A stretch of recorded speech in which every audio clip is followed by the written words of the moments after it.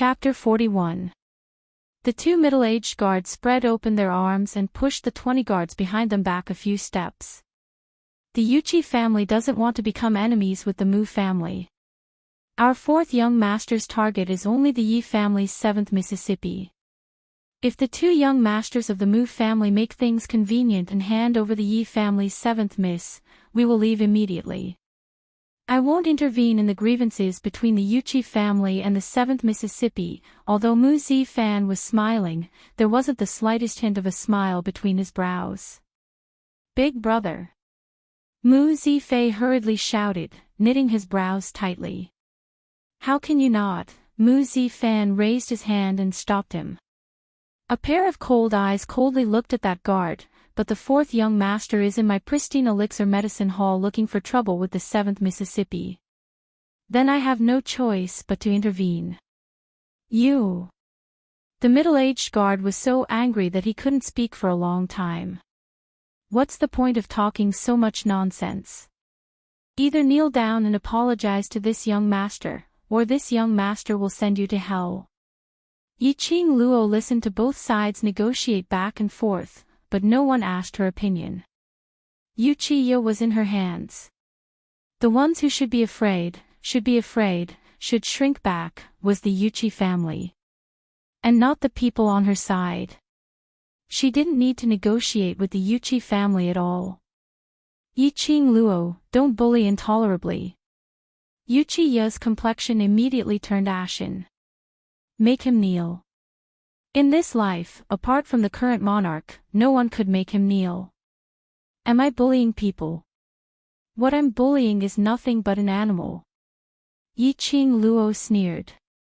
The look in Yuchiya's eyes was ruthless, his facial features twisted as if he couldn't wait to cut Yiqing Luo into 1,000 pieces.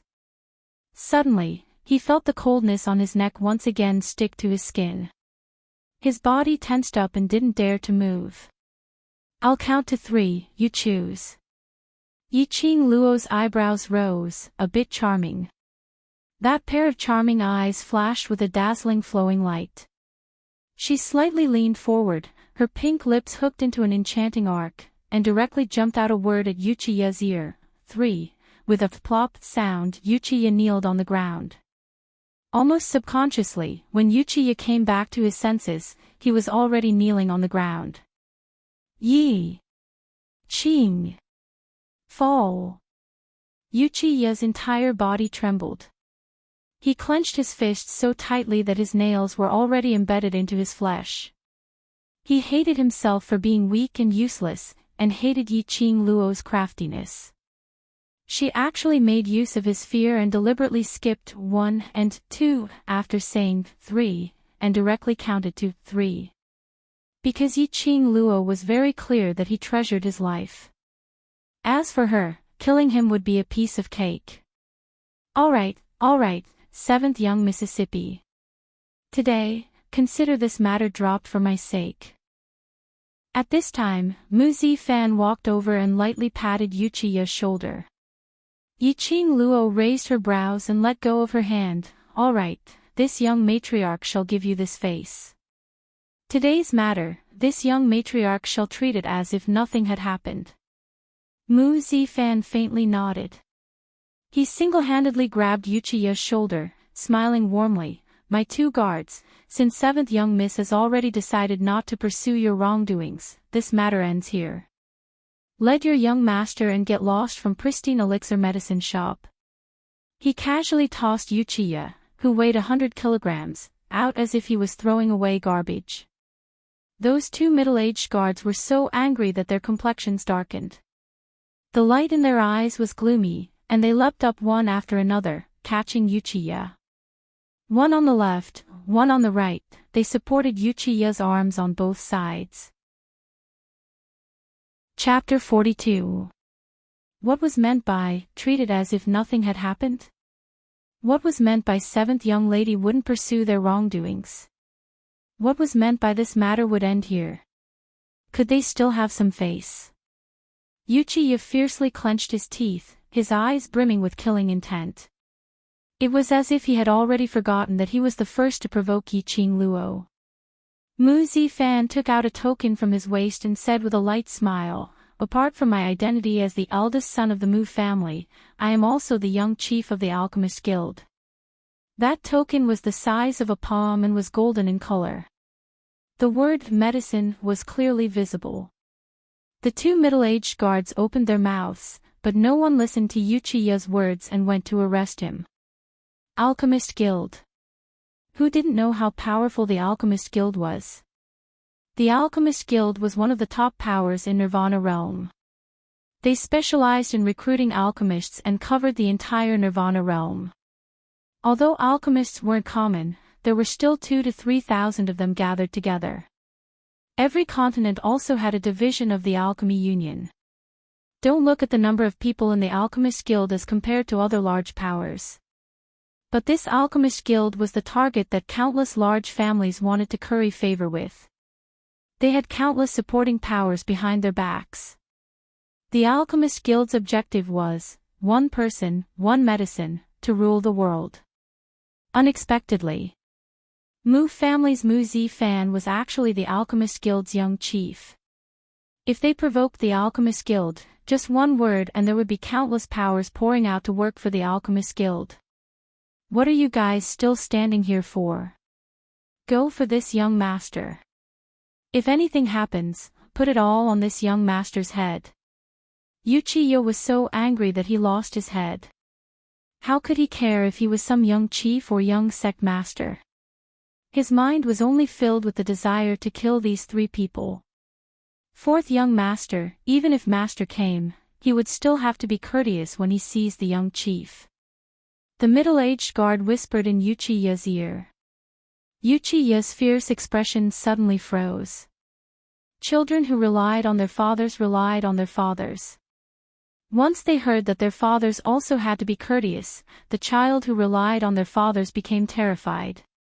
Fourth young master, let's go back first and report this matter to master. Let master take revenge for you. The guard gave an idea. All right. Uchiya clenched his fist and forcefully suppressed the anger in his heart. Today, this young master will give you a way out and let you off this time.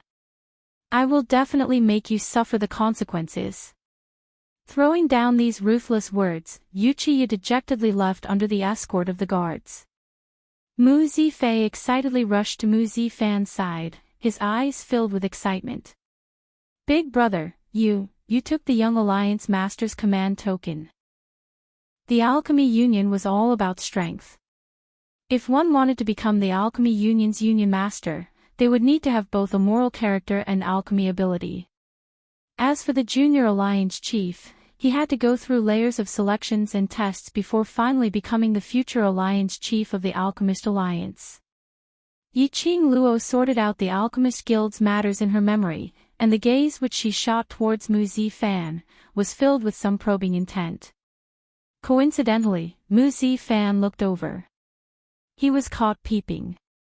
Yiqing Luo had no intention to conceal, but instead openly sized him up. Seventh young lady, as the saying goes, no discord, no concord. I really appreciate your attitude. How about, we become friends? Mu Zifan asked with a faint smile. Yiqing Luo's slender brows raised slightly as she pretended to be disappointed and sighed. I thought we were already considered as friends. It turns out that eldest young Master Mu only treats me as a friend now. Mu Zifan couldn't help but laugh out loud. Chapter 43. There was something fishy. There was a problem. There was definitely a problem. Just as Mu Zifei was abnormally serious and was about to ask questions, he saw Yiqing Luo folding the fan in her hand and handing it to Mu Zifan. Thank you for lending me the fan, it helped me a lot. Yiqing Luo slightly raised her charming eyes and revealed a sincere smile. Mu Zifan took the fan, opened it and closed it again. Why did 7th Miss think of using a fan as a weapon? The way you hold the fan is very skilled. Has 7th Miss been good at using a fan since young? No wonder he was the young chief, his insight was simply too strong. To be able to easily see through her fan technique, he must have practiced it since young. She was surprised and apprehensive in her heart, but still had a sweet smile on her face. A fan is light enough, inconspicuous, relatively convenient, and can be easily held. Therefore, using a fan as a weapon is the first choice. As for the question of whether she had been practicing with a fan since young, Yiqing Luo directly avoided it and didn't answer. Mu Zifan was a smart person and naturally wouldn't continue to ask. Who knew why Yiqing Luo became so powerful overnight after being useless for more than 10 years? He was also too lazy to delve into these unimportant questions. Right now, what he was most clear about was that he and Yiqing Luo weren't enemies. Just knowing this was enough. At this time, Yi Fengyu, under the shopkeeper's lead, walked over with a face full of apprehension. Especially when he saw the two young masters of the Mu family were also at the side, his resolute legs suddenly froze in place. The embarrassment on his face was obvious. Have you finished getting the medicine? Yiqing Luo stepped forward and put one hand on his back, patting him in relief. Yi Fengyu stuffed the rolled-up medicine list into Yiqing Luo's hands. His young and handsome face tolerated shyness. Yes, I have. Yiqing Luo was calm and spread out the medicine list. There were several wrinkles on the medicine list. It was estimated that when Yi Fengyu took the medicine, his heart was tangled. Mu Zifan's peripheral vision swept over the medicine list and a trace of surprise appeared in his eyes.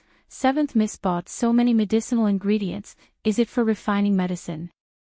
There were at least hundreds of medicinal ingredients on that medicine list. What kind of prescription actually needed so many medicinal ingredients? It's used for alchemy. Yiqing Luo had no intention to hide as she nodded. 7th young lady, you're also an alchemist. When Mu Zifei heard this, he moved closer and lowered his head to look at the medicine list. At that moment, he was completely stunned. He swiftly snatched the medicinal list over and gazed at the astonishing medicinal herbs on the list as his lips twitched. Yiqing Luo. You don't have to do this.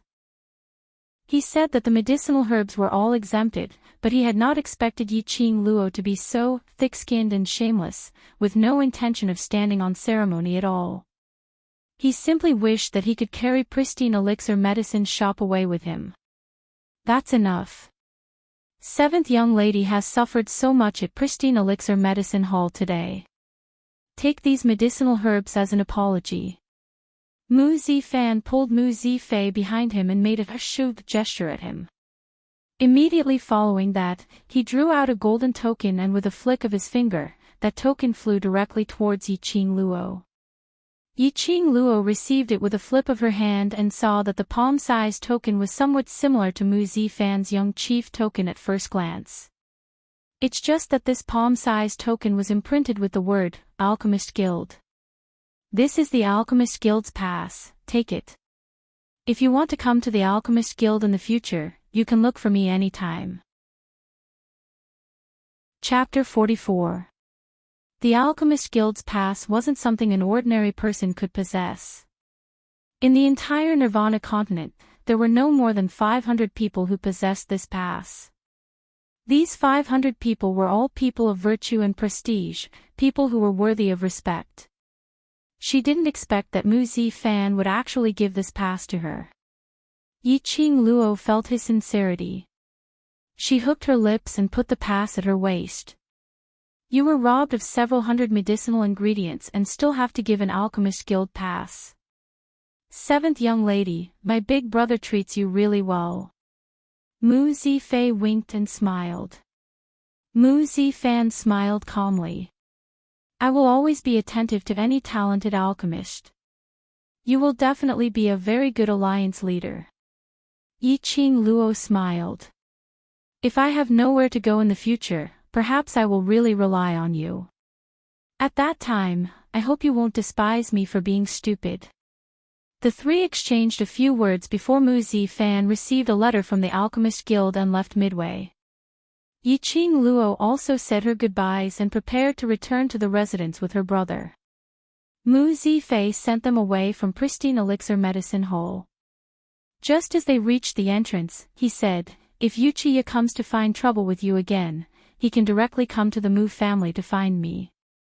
My big brother is always in the Alchemist Guild and may not see him every 2 to 3 days.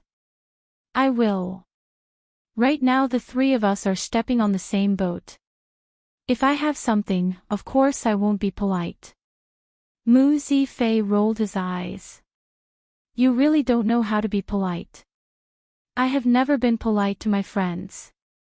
The implication was that in her heart, she had already regarded the two Mu brothers as her friends. Mu Zifei couldn't help but laugh. No wonder his big brother, who had always been a loner, would be interested in such a little girl. This girl's character was indeed too likable. "That pass, you take good care of it. Its use is absolutely not as simple as being unimpeded in the Alchemist Guild." He suddenly lowered his voice and solemnly said, "Just as my big brother said, in an emergency, that pass can save your life." Yiqing Luo's charming eyes rose into a curved arc, making her appearance even more elegant and beautiful. "I hope there will not be a time when I need to use the pass." After leaving Pristine Elixir Medicine Hall, Yi Fengyu's expression was still stunned and unable to recover. Yiqing Luo slapped the back of his head. "What are you thinking about? Give me the herbs." Yi Fengyu rubbed his head and cried out in pain, "Sister, when did you become so strong? Why are the two young masters of the Mu family so attentive to you? Was there a need to give away the Alchemy Union's token just to make friends? Could it be that they've fallen for you?" Before he could finish his words, he felt a knock on his head. "Let's go home and refine medicine." Yi Fengyu clutched his head as he took off the ring in his hand and passed it to Yiqing Luo with an aggrieved expression. He stored all the medicinal ingredients in this interspatial ring. There were 3 interspatial rings in the Profound Phoenix ring. Yiqing Luo took one out and passed it to her brother. When they returned to the Yi family, Yiqing Luo poured out the medicinal herbs and swiftly sorted them into different categories before keeping them into the Profound Phoenix ring. Then, he gave the spatial ring to Yi Fengyu. He also warned him not to expose his wealth, especially the rare space ring. He had to be even more careful. After driving Yi Fengyu out of the abandoned courtyard, Yiqing Luo lay on the bed and immediately sent her consciousness into the Azure Dew bracelet. According to the page of the 100 Medicines Pill Refining Manual, Yiqing Luo began to refine pills. Chapter 45. Yiqing Luo sat cross-legged on the ground with a huge cauldron in front of her. The 4 corners of the cauldron didn't touch the ground and were suspended in the air. Yiqing Luo handed over the herbs bit by bit according to the prescription and casually replied, I want to help Xiaoyu refine his profound jade heart." The profound grade was extremely difficult to break through, especially the profound jade heart. Some people spent their entire lives and were only one step away from the next level of profound jade heart but were unable to break through. Yiqing Luo could see that her brother only lacked a little bit of opportunity. And this opportunity lay in her. As long as the pill was successfully refined, her brother's profound jade heart would definitely break through. "And Ziling, that lass, she is very loyal to me. I want to cure her leg." Yiqing Luo took another medicine list and glanced at it quickly. This was the muscle recovery pill from the 100 Medicines pill. After taking it, it could quickly repair damaged muscles and external injuries. In her memory, Ziling's leg was broken by Yiqing Ling when she was 7 or 8 years old in order to protect her. This was because when Ziling sold herself to bury her father, she begged her mother to use the money she earned from embroidery for more than 10 days to bury Ziling's father. She even brought Ziling back to the Three Springs sect. The little girl knew how to repay kindness and wholeheartedly treated Yiqing Luo as her benefactor. For Yiqing Luo, even if she lost her life, she wouldn't hesitate. Yiqing Luo had never been stingy towards those who were loyal to her. These 2 herbs, with your current grade, are enough to successfully refine them. You just need to control the amount and the fire. Old Man Sang smiled and nodded, his eyebrows curved as he stroked his white beard. What he admired the most was Yiqing Luo's importance to her own people. This girl looked like she was indifferent to everything, but in fact, she was an extremely good girl. This temperament was somewhat similar to that person in his memory. He thought too far in the future. Old Man Sang shook his head and restrained the complicated thoughts in his mind. He smilingly watched Yiqing Luo's refining steps. Alchemy required a lot of patience. The most taboo was to be impatient. Yiqing Luo had refined for at least a month in the Azure Dew bracelet, which was equivalent to 3 days in the outside world. Her mind was affected by the violent banging on the door outside. It was the most crucial time to refine the pill, so it was impossible for Yiqing Luo to come out from the Azure Dew bracelet. She tried her best to calm down and control the fire in her heart. The ones knocking on the door were Ziling and Yifengyu. After knocking and banging for a long time, he did not hear any movement from inside the house. Yifengyu was anxious, he raised his palm and chopped down. The huge wooden door was smashed into pieces. The two of them rushed into the room and were about to shout Yiqing Luo's name. Ziling screamed and pointed at the bed. He saw Yiqing Luo lying flat on the bed, her entire body was emitting a blazing flame-like glow. That ray of red light wrapped around Yiqing Luo. As soon as they got closer, they could feel a scorching heat. It was as if it was going to melt everything around it. Miss. What happened to Miss? This was the first time Ziling had seen such a situation.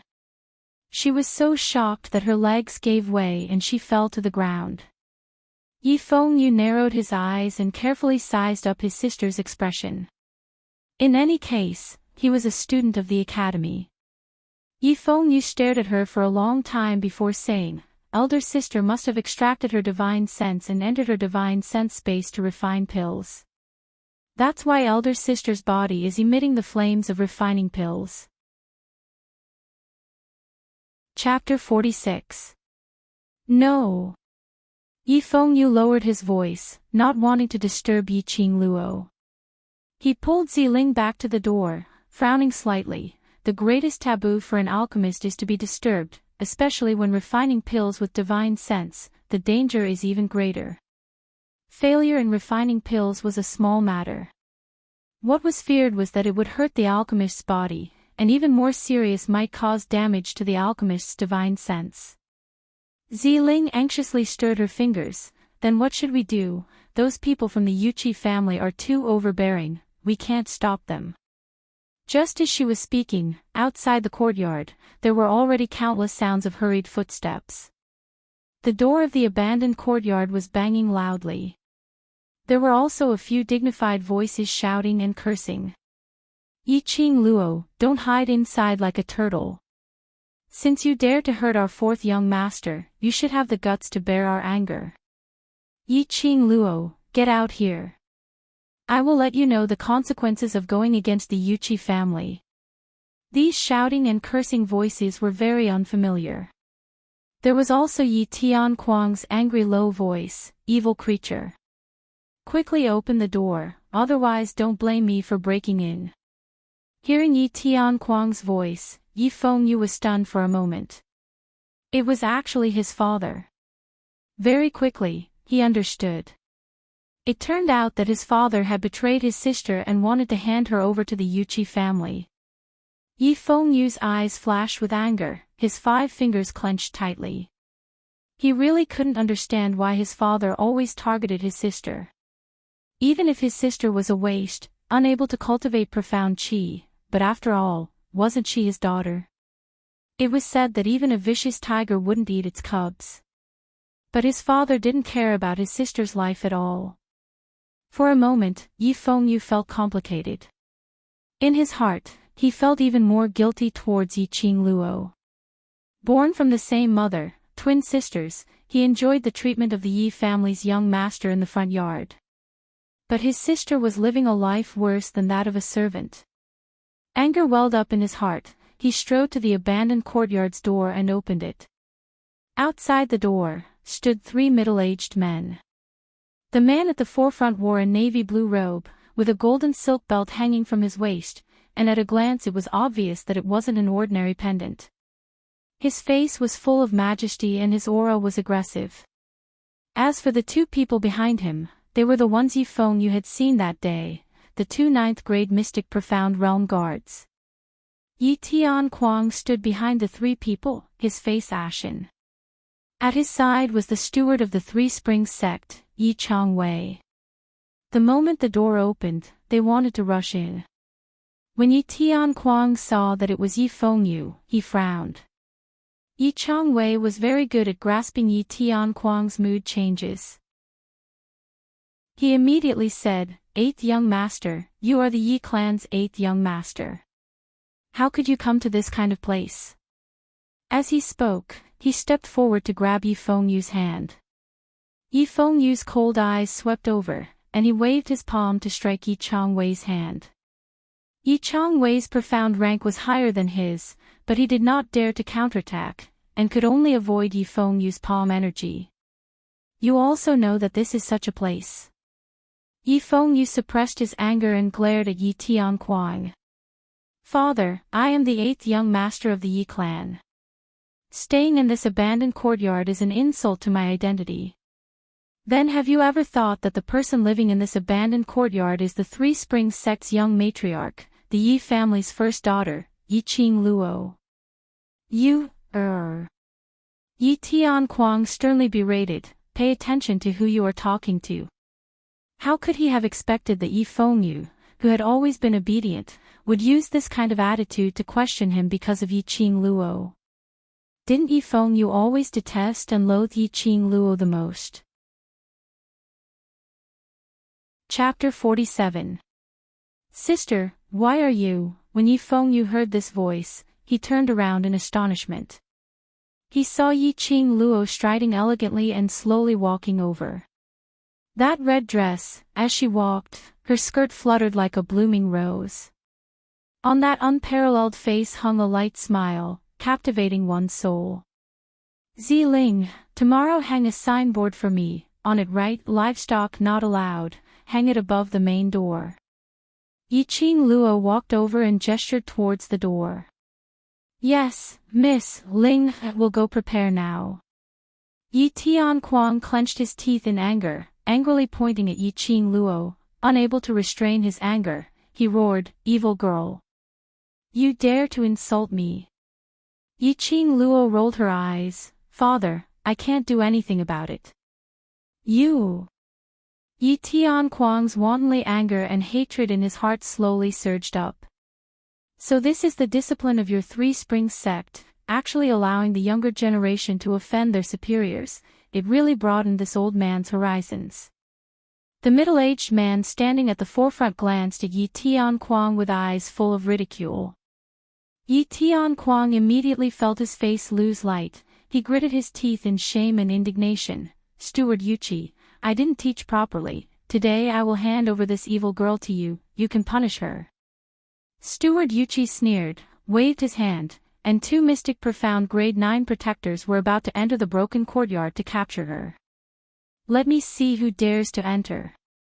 Yi Fengyu was anxious. He took out a long knife from his spatial ring and held it tightly in his hand. He stood in front of Yi Qingluo, his eyes staring fiercely at the person in front of him. "Today's matter is clearly your 4th young master's fault. You want my sister to take the blame. No way. You, come over here." Yi Tianquang's expression became increasingly dark. He cast a sidelong glance at Yi Changwei. Yi Changwei understood. A palm wind came out, wanting to scare Yi Fengyu. This palm had yet to move. Suddenly a cold wind attacked, a sharp pain in his wrist. The sound of bones breaking was extremely crisp. The scene was silent for a few moments. Immediately after, was Yi Changwei's painful scream. A slender white hand slowly slid down from Yi Changwei's arm. His wide red sleeves fluttered in the wind. Yi Changwei hugged his right hand and knelt on the ground. His entire face twisted in pain. Everyone's gazes fell onto Yi Qing Luo in unison. His eyes were filled with disbelief. She was at least 4 to 5 steps away from Yi Changwei. Between them was Yi Fengyu, Steward Yuqi, and the guards. But, when exactly did she get close to Yi Changwei and pinched his wrist? No one knew. Just what kind of movement technique was this? How could it be so strange? It was so strange that it made one's hair stand on end. Steward Yuqi's face was gloomy. He had heard the guards talking about Yi Qing Luo's strange movements. After seeing it with his own eyes, he knew that the guards were not exaggerating. He raised his guard, in case Yi Qing Luo silently appeared around him. Insubordination. In front of my lord father, you actually dare to make a move against the son of the first wife. Are you tired of living? Yi Qing Luo snorted coldly.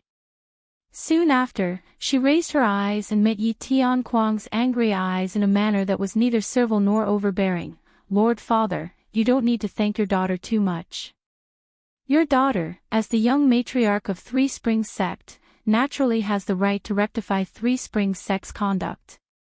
Yi Tianquang was so angry that he trembled. Oh, that's right, Three Springs sect has a matriarch like father. No wonder Three Springs sect's development is declining more and more.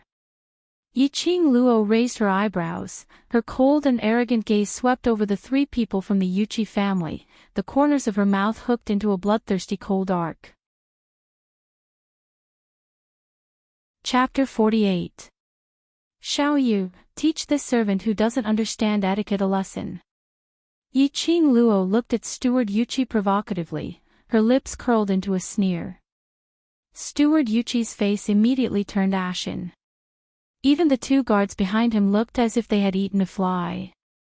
Damn it! Yi Qing Luo was obviously slapping their faces with a smack smack smack. Yi Fengyu was stunned when his name was called.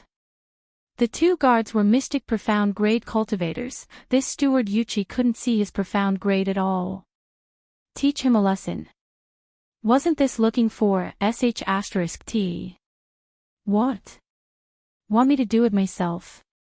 Yi Qing Luo narrowed her eyes and smiled sweetly. This smile made Yi Fengyu tremble as he swallowed his saliva. Just as he was about to open his mouth to curry favor, he saw Yi Qing Luo's gaze and immediately smiled. I'll do it, I'll do it. How can I trouble my sister for such a small matter? He straightened his back, clenched his long knife, and put on an aggressive look as he faced Steward Yuqi. Sorry for offending you. Yi Fengyu jumped up, his mouth exploded with a roar, and the long knife in his hand chopped out. A wisp of qi lingered on the long saber, forming a saber light. You dare to court death? Steward Yuqi's expression turned cold. A burst of energy exploded from his body. His luxurious robe danced, making a flapping sound. The palm wind directly chopped towards Yi Fengyu.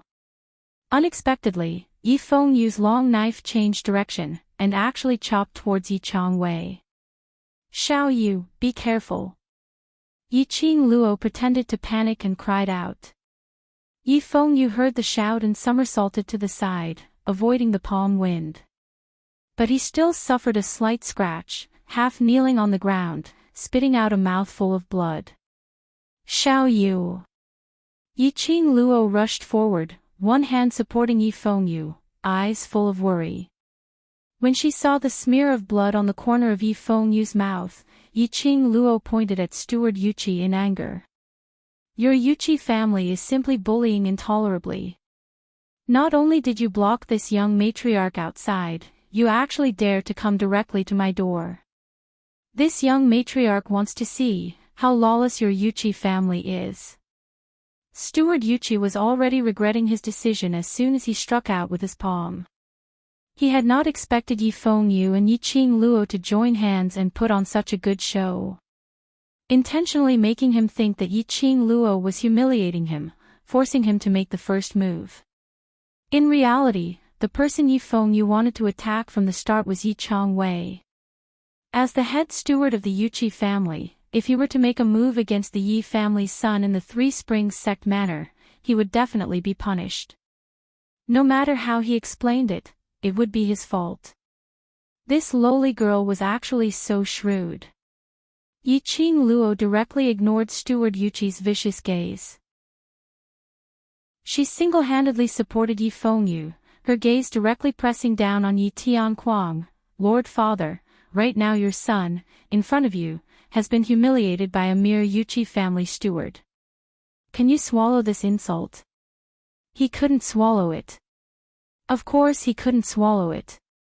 Yi Tianquang's complexion was like a vegetable. He, the dignified sect leader of the Three Springs sect, had to lower his voice to a steward from a profound practitioner clan.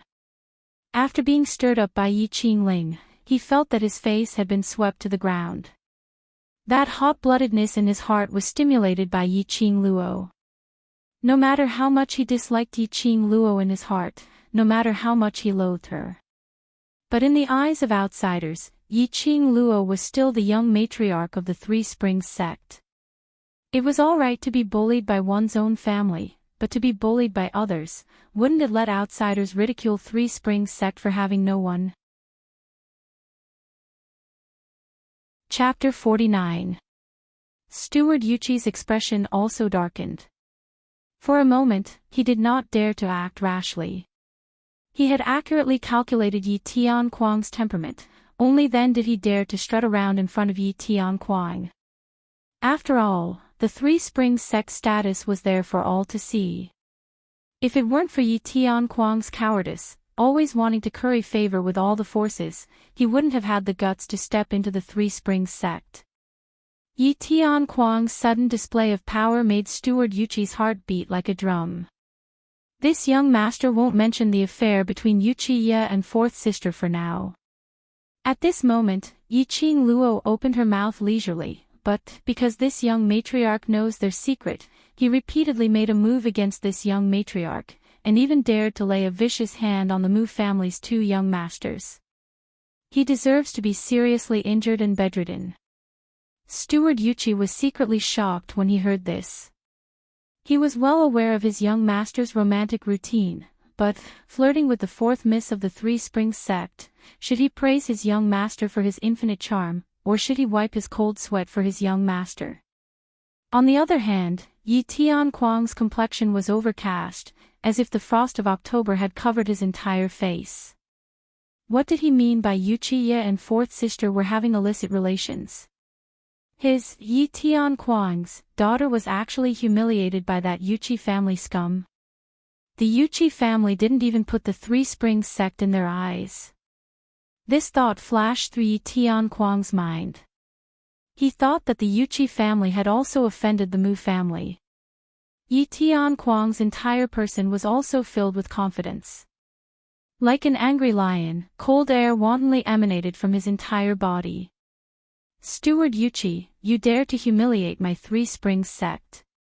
This sect master will absolutely not let this matter rest. Sect Master Yi, this is a misunderstanding. Steward Yuqi's anger abruptly subsided, and his tone softened. The Yuqi family has absolutely no intention of insulting the Three Springs sect. No. Yi Tianquang sneered and slightly narrowed his eyes. This sect master's eyes aren't blind. Get the hell out of Three Springs Manor right now. I will personally pay a visit to the Yuqi family and ask them how they will account for what happened today. Steward Yuqi's expression was thoroughly dark. A sharp glint flashed across his eyes. Since he had already shed all pretense of cordiality, he could not be bothered to give him any face. His long arms suddenly stretched out and his 5 fingers turned into a yin claw, pressing towards Yi Qing Luo. Steward Yuqi's figure had just moved when Yi Qing Luo acutely sensed a murderous aura. In the next second, his body reflexively avoided the danger. Steward Yuqi missed once. He immediately turned around and pressed forward with his palm. His eyes were cold and filled with murderous intent. Yi Tianquang was thoroughly enraged. In front of him, she had repeatedly attacked him. What a Yuchi family. Yi Tianquang's eyes were bloodshot. He suddenly clenched his fists, and a wisp of qi lingered on his fists. Just as he was about to make a move, someone placed a hand on his shoulder.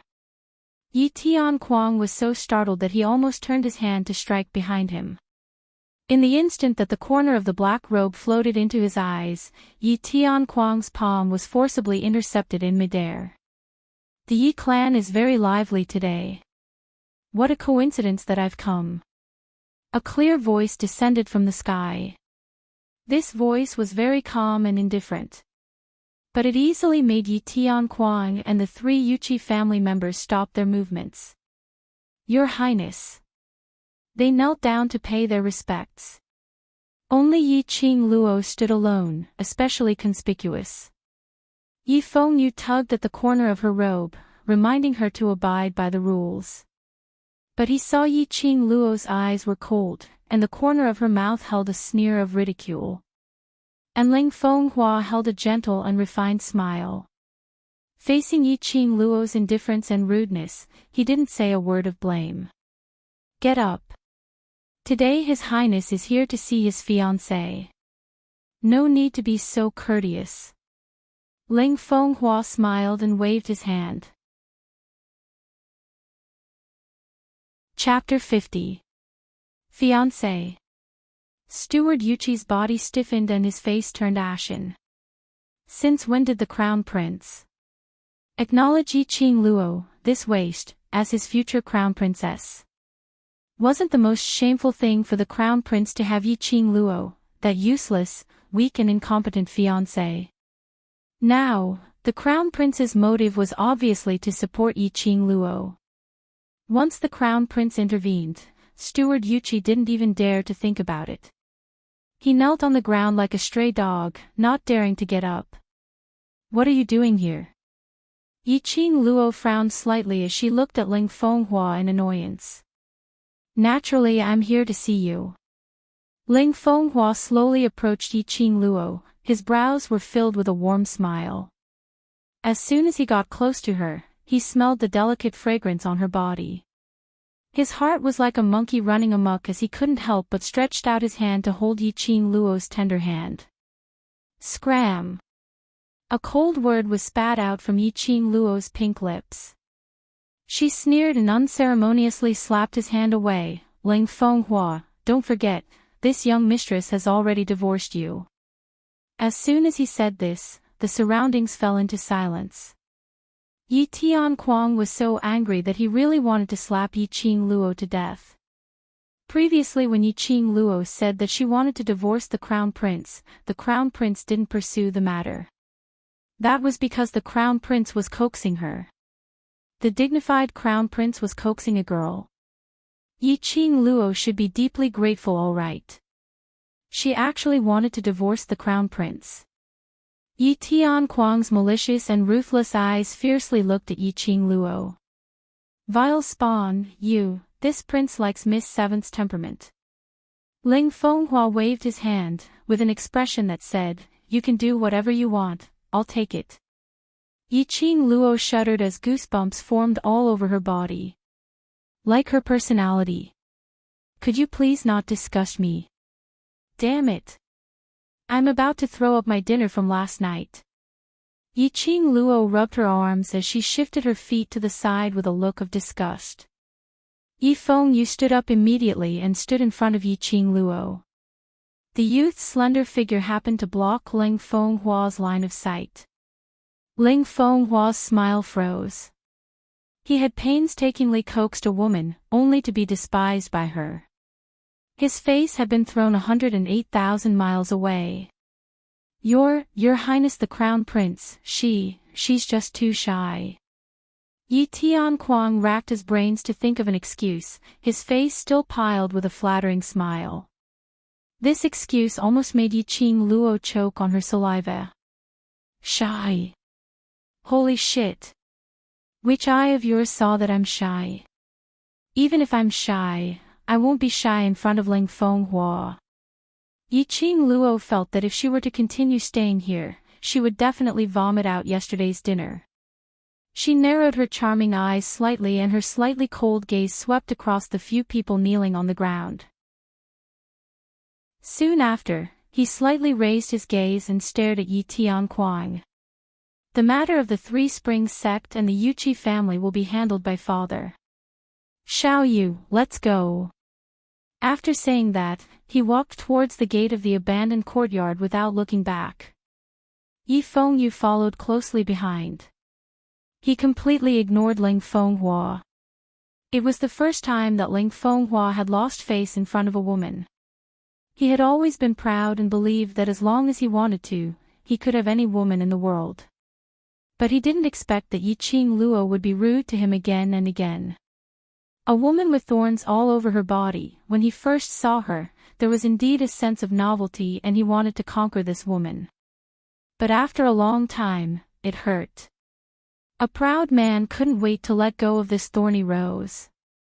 Thinking of a few days ago in front of the common people, Yi Qing Luo made him suffer. Thinking of being ignored by Yi Qing Luo now. Chapter 51. Seventh Miss. Ling Fenghua suppressed his anger as his voice came from behind her. The matter of breaking off the engagement is due to my lack of consideration. I sincerely apologize to you and will try my best to satisfy all your requests. Are these not enough to appease your anger? Yi Qing Luo stopped in her tracks, turned her head and curled her lips disapprovingly. Anger? I'm not angry at you. Then. Ling Fenghua's face lit up. But his smile had yet to spread to his eyes when it froze at the corner of his mouth. He only heard Yi Qing Luo's cold and sweet smile. Towards you, I have no feelings at all. Why should I waste my feelings on an insignificant person? No feelings at all. Who was the one who kept on pestering him, calling out, Brother Hua, so happily? Ling Fenghua's arrogant heart seemed to have been stabbed by a knife. Yi Qing Luo was still smiling sweetly, her charming eyes seemed to be mocking him. What's more, who stipulated that I must forgive you if you apologize? Ling Fenghua's eyes were filled with coldness as he strode over and stretched out his hand to grab Yi Qing Luo's shoulder. Yi Qing Luo habitually dodged sideways. Just as she was about to counterattack, she saw Ling Fenghua's face suddenly turn green and red. It was as if he had eaten *T. His eyes widened and his mouth kept trembling, looking like he was about to vomit. Following that, everyone except Ling Fenghua knelt on the ground. They were shouting something like Overlord. Overlord. An evildoer's face appeared in Yi Qing Luo's mind. She looked around sharply and didn't discover Dmo Xian's presence. Then, why did these people inexplicably shout Overlord? Just as she was thinking, Ling Fenghua suddenly grabbed her wrist and raised it up with an expression of eating shit on his face. His eyes were filled with ruthlessness and unwillingness as he pointed at Yi Qing Luo's sleeve and asked with gritted teeth, Why?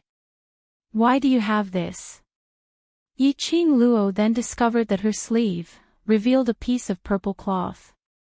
That cloth happened to be exposed at one end, embroidered with an incomparably clear Overlord word. Overlord.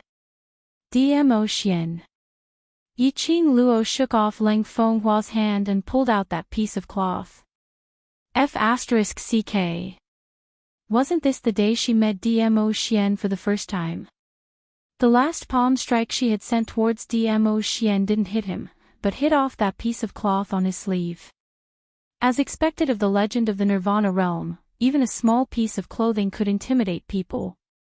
It was simply too cool. What exactly is your relationship with the Overlord? Ling Fenghua's eyes were bloodshot as he stared at the piece of cloth. A woman was hiding a small piece of a man's clothes. What else could that mean? Especially, if it wasn't for the Overlord's willingness, how could Yi Qing Luo possibly have his clothes? Ling Fenghua felt as if he had been cuckolded. No wonder Yi Qing Luo had been so arrogant recently, with such a detestable attitude towards him. It turned out that he had already hooked up with his next target. His gaze towards Yiqing Luo became even more vicious. Yiqing Luo found it funny. Ling Fenghua looked as if he had been cuckolded. What was going on? He had never treated her as his fiancée, so why was he acting like this now? Yiqing Luo sneered as she stuffed the cloth into her sleeves, pulled up Yi Fengyu who was kneeling on the ground, and strode into the abandoned courtyard. With a bam, the abandoned courtyard's main door closed.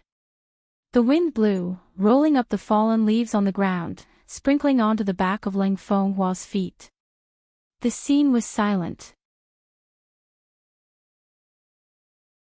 Chapter 52.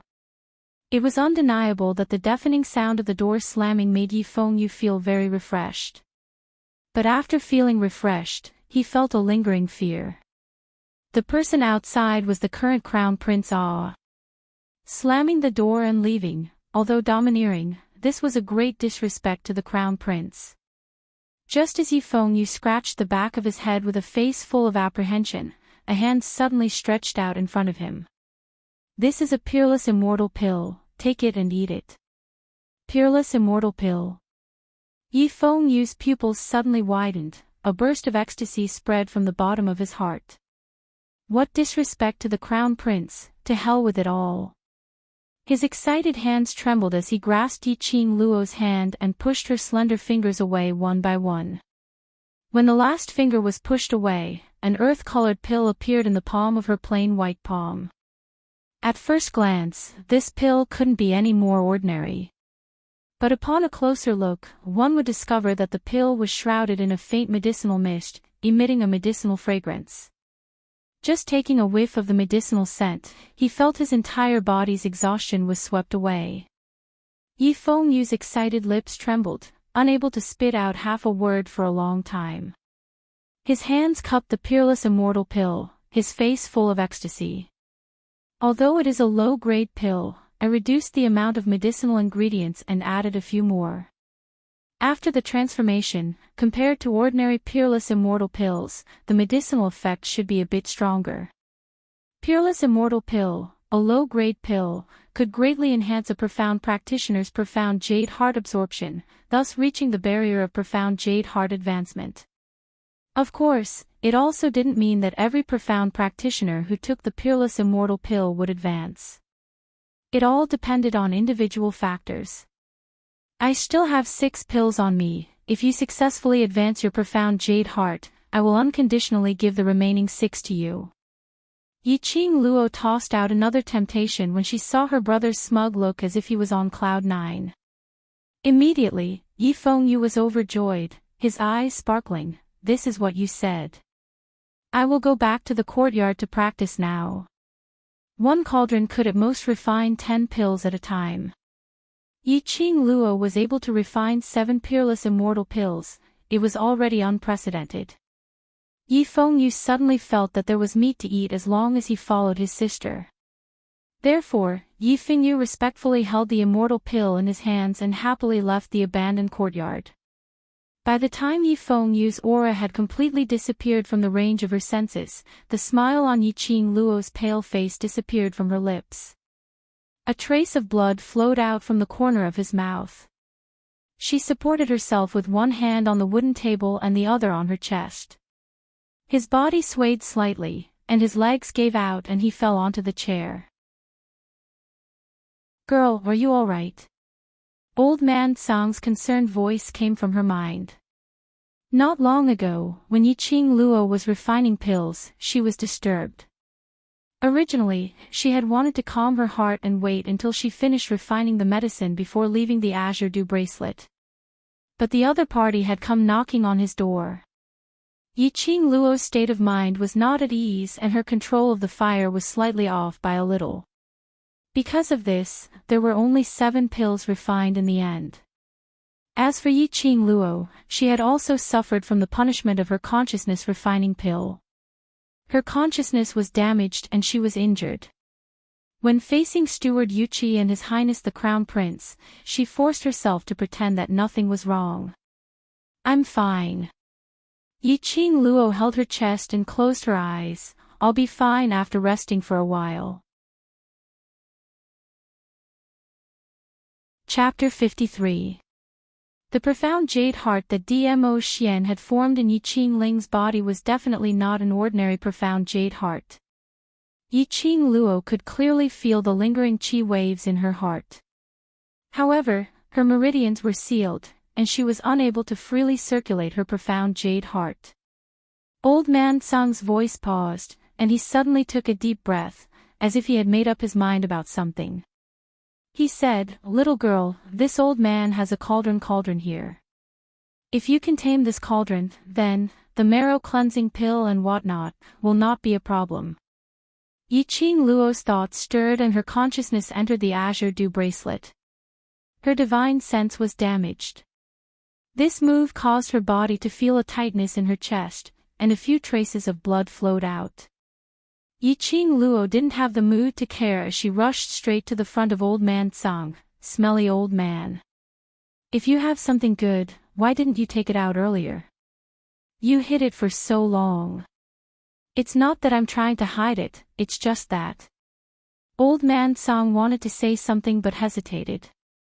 Yi Qingluo panicked, "Don't just, but, whatever cauldron, just take it out." Old Man Sang sighed, and his illusory body swayed. A huge cauldron suddenly appeared in front of Yi Qingluo's eyes. The furnace was made of bronze, and the patterns on the body of the furnace were strange. It was impossible to tell what the patterns were. However, when she took a closer look, she vaguely felt that there was a pair of eyes glaring at her from the lines. The golden light flickered, making it hard for people to look away. That cauldron was even taller and bigger than Yi Qingluo. Instantly, the wide azure dew bracelet seemed a bit narrower. This is... Yi Qingluo had never come into contact with alchemy before, so she couldn't recognize this furnace in front of her. However, he knew that this cauldron was no ordinary item. At the very least, he was at the Supreme Being level or above. Sure enough, they heard Old Man Sang proudly say, "This is a legendary cauldron, called the Dragon God Cauldron. It's a vessel used by ancient gods to refine pills, and it's a cauldron that all alchemists yearn for even in their dreams." Dragon God Cauldron. Legendary level. Yi Qingluo was dumbfounded. Her pair of charming eyes suddenly widened. She subconsciously wanted to touch the Dragon God furnace. His wrist was grabbed by Old Man Sang. "Don't go over." Yi Qingluo's other hand had already touched it. Suddenly, a burst of golden light flickered in front of her. Yi Qingluo had no time to see clearly what happened and only felt a pain in her finger. Then, she was pushed out by the golden light. Fortunately, Old Man Sang supported her from behind. Old Man Sang immediately raised her hand and saw that there was a bright red mark on her finger. Fresh blood was gushing out. Ouch! Yi Qingluo sucked in a breath of cold air. Old Man Sang's expression became grave. "What's going on?" It actually sucked your blood." Yi Qingluo was stunned. "What's sucking my blood?" "The Dragon God furnace is a legendary furnace. Like the azure dew bracelet, it has a guardian spirit. The guardian of the divine dragon cauldron is the totem outside the cauldron, the golden dragon." Old Man Sang bandaged Yi Qingluo's finger as he explained, "The golden dragon's temper is the worst. Even if it's me, when I was still alive, I wasn't able to tame the divine dragon cauldron." He paused for a moment, a puzzled look in his eyes. "I've never heard of it taking the initiative to drink human blood, golden dragon." Yi Qingluo vaguely recalled that when she touched the Dragon God furnace earlier, she seemed to have seen that golden light form a golden head. That sharp golden tooth cut a line from her finger. Chapter 54. Girl, you're really lucky. This old man is envious of your luck. Old Man Sang pushed Yi Qingluo towards the Dragon God cauldron. "All right, you can go over now." Yi Qingluo was dumbfounded. He wasn't allowed to go over just a moment ago, so why was he allowed to go over now? He thought that the divine dragon cauldron would resist him again. But, Her body directly collided with the divine dragon furnace. The ice-cold sensation instantly eroded her entire body. Yiqing Luo shivered and was just about to leave when she heard a strange voice resounding in her ear. "New master, I am the guardian of the dragon god cauldron, called Cauldron Dragon. The guardian of the divine dragon furnace. New master. Holy shit, what the hell? Little girl, the dragon god cauldron has absorbed your blood, so it has established a blood contract with you. It will follow you for the rest of your life, only for you to use." Old man Tsang saw Yiqing Luo's horrified expression and explained aloud.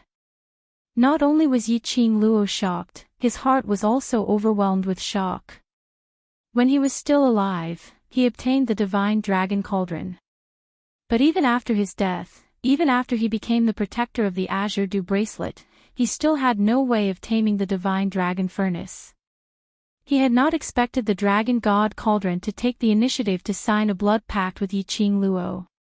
It seemed that this little girl's identity was extraordinary. At this moment, Yiqing Luo was communicating with the cauldron dragon. She learned from the cauldron dragon that the divine dragon furnace was an alchemy furnace contracted by an ancient divine sovereign. After the divine emperor passed away, the divine dragon furnace fell into the nirvana realm. Then, old man Tsang unexpectedly obtained it. Then, she appeared. Why me? Yiqing Luo was puzzled. This was the first time she had seen the dragon god's cauldron.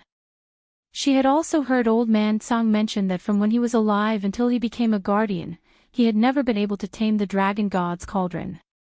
She didn't understand why the cauldron dragon would choose to form a blood contract with her. The cauldron dragon's voice was loud and clear, possessing the dignity of the dragon race. Because of your scent. Taste? Yiqing Luo raised her hand and sniffed her body. He showered every day, and there wasn't any special smell. You humans can't smell this smell, said the cauldron dragon. Yiqing Luo's hand covered the pattern of the dragon god cauldron. The dragon god cauldron suddenly trembled and randomly transformed into a palm-sized cauldron, falling into Yiqing Luo's palm. The cauldron dragon's voice came again. I can be as big or as small as you wish. I will definitely teach you everything I know about refining medicine. In other words, it would not interfere in anything other than alchemy. He held the divine dragon furnace in his hand. He also had old man Tsang, a grandmaster alchemy senior, and cauldron dragon's teachings. Yiqing Luo suddenly felt that she was going to soar into the sky in the alchemist's circle. I want to refine the marrow cleansing pill. Yiqing Luo's eyes were filled with joy. Ever since she started concocting pills, she had always wanted to concoct better pills.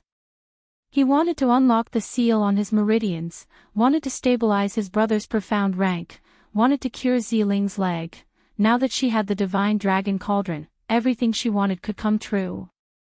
The cauldron dragon was silent for a moment, as if it was investigating the situation within Yiqing Luo's body.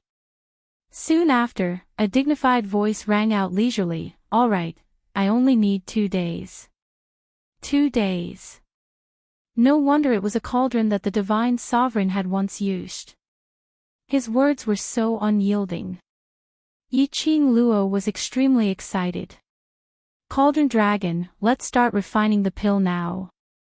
Before that, you must guarantee that no one will disturb you while you refine the pill. The cauldron dragon said solemnly. Chapter 55. Yiqing Luo understood.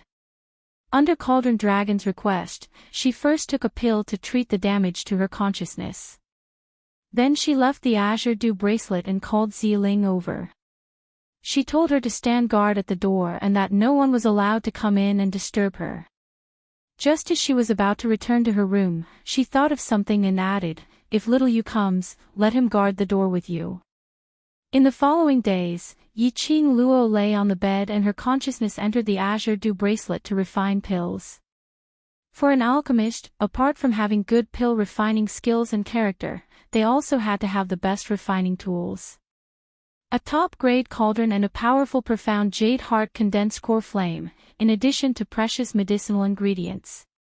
This was an essential piece of equipment if one wanted to successfully refine a pill. Yiqing Luo fulfilled all of these conditions.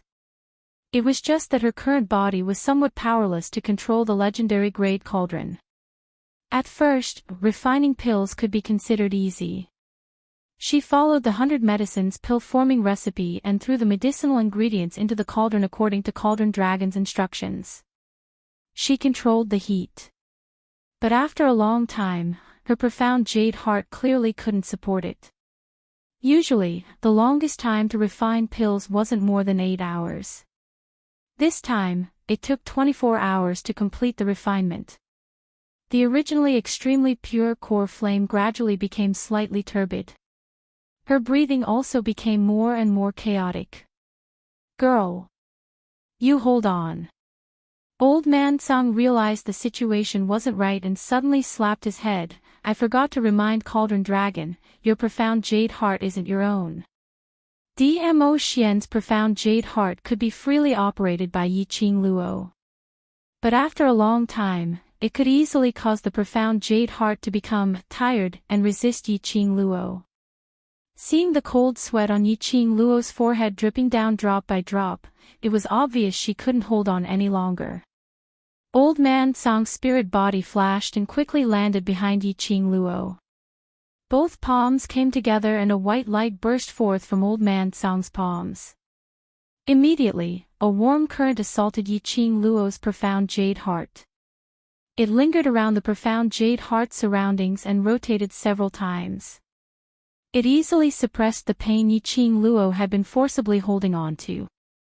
That warm current revolved unceasingly within her body. After one revolution, her profound qi gradually stabilized.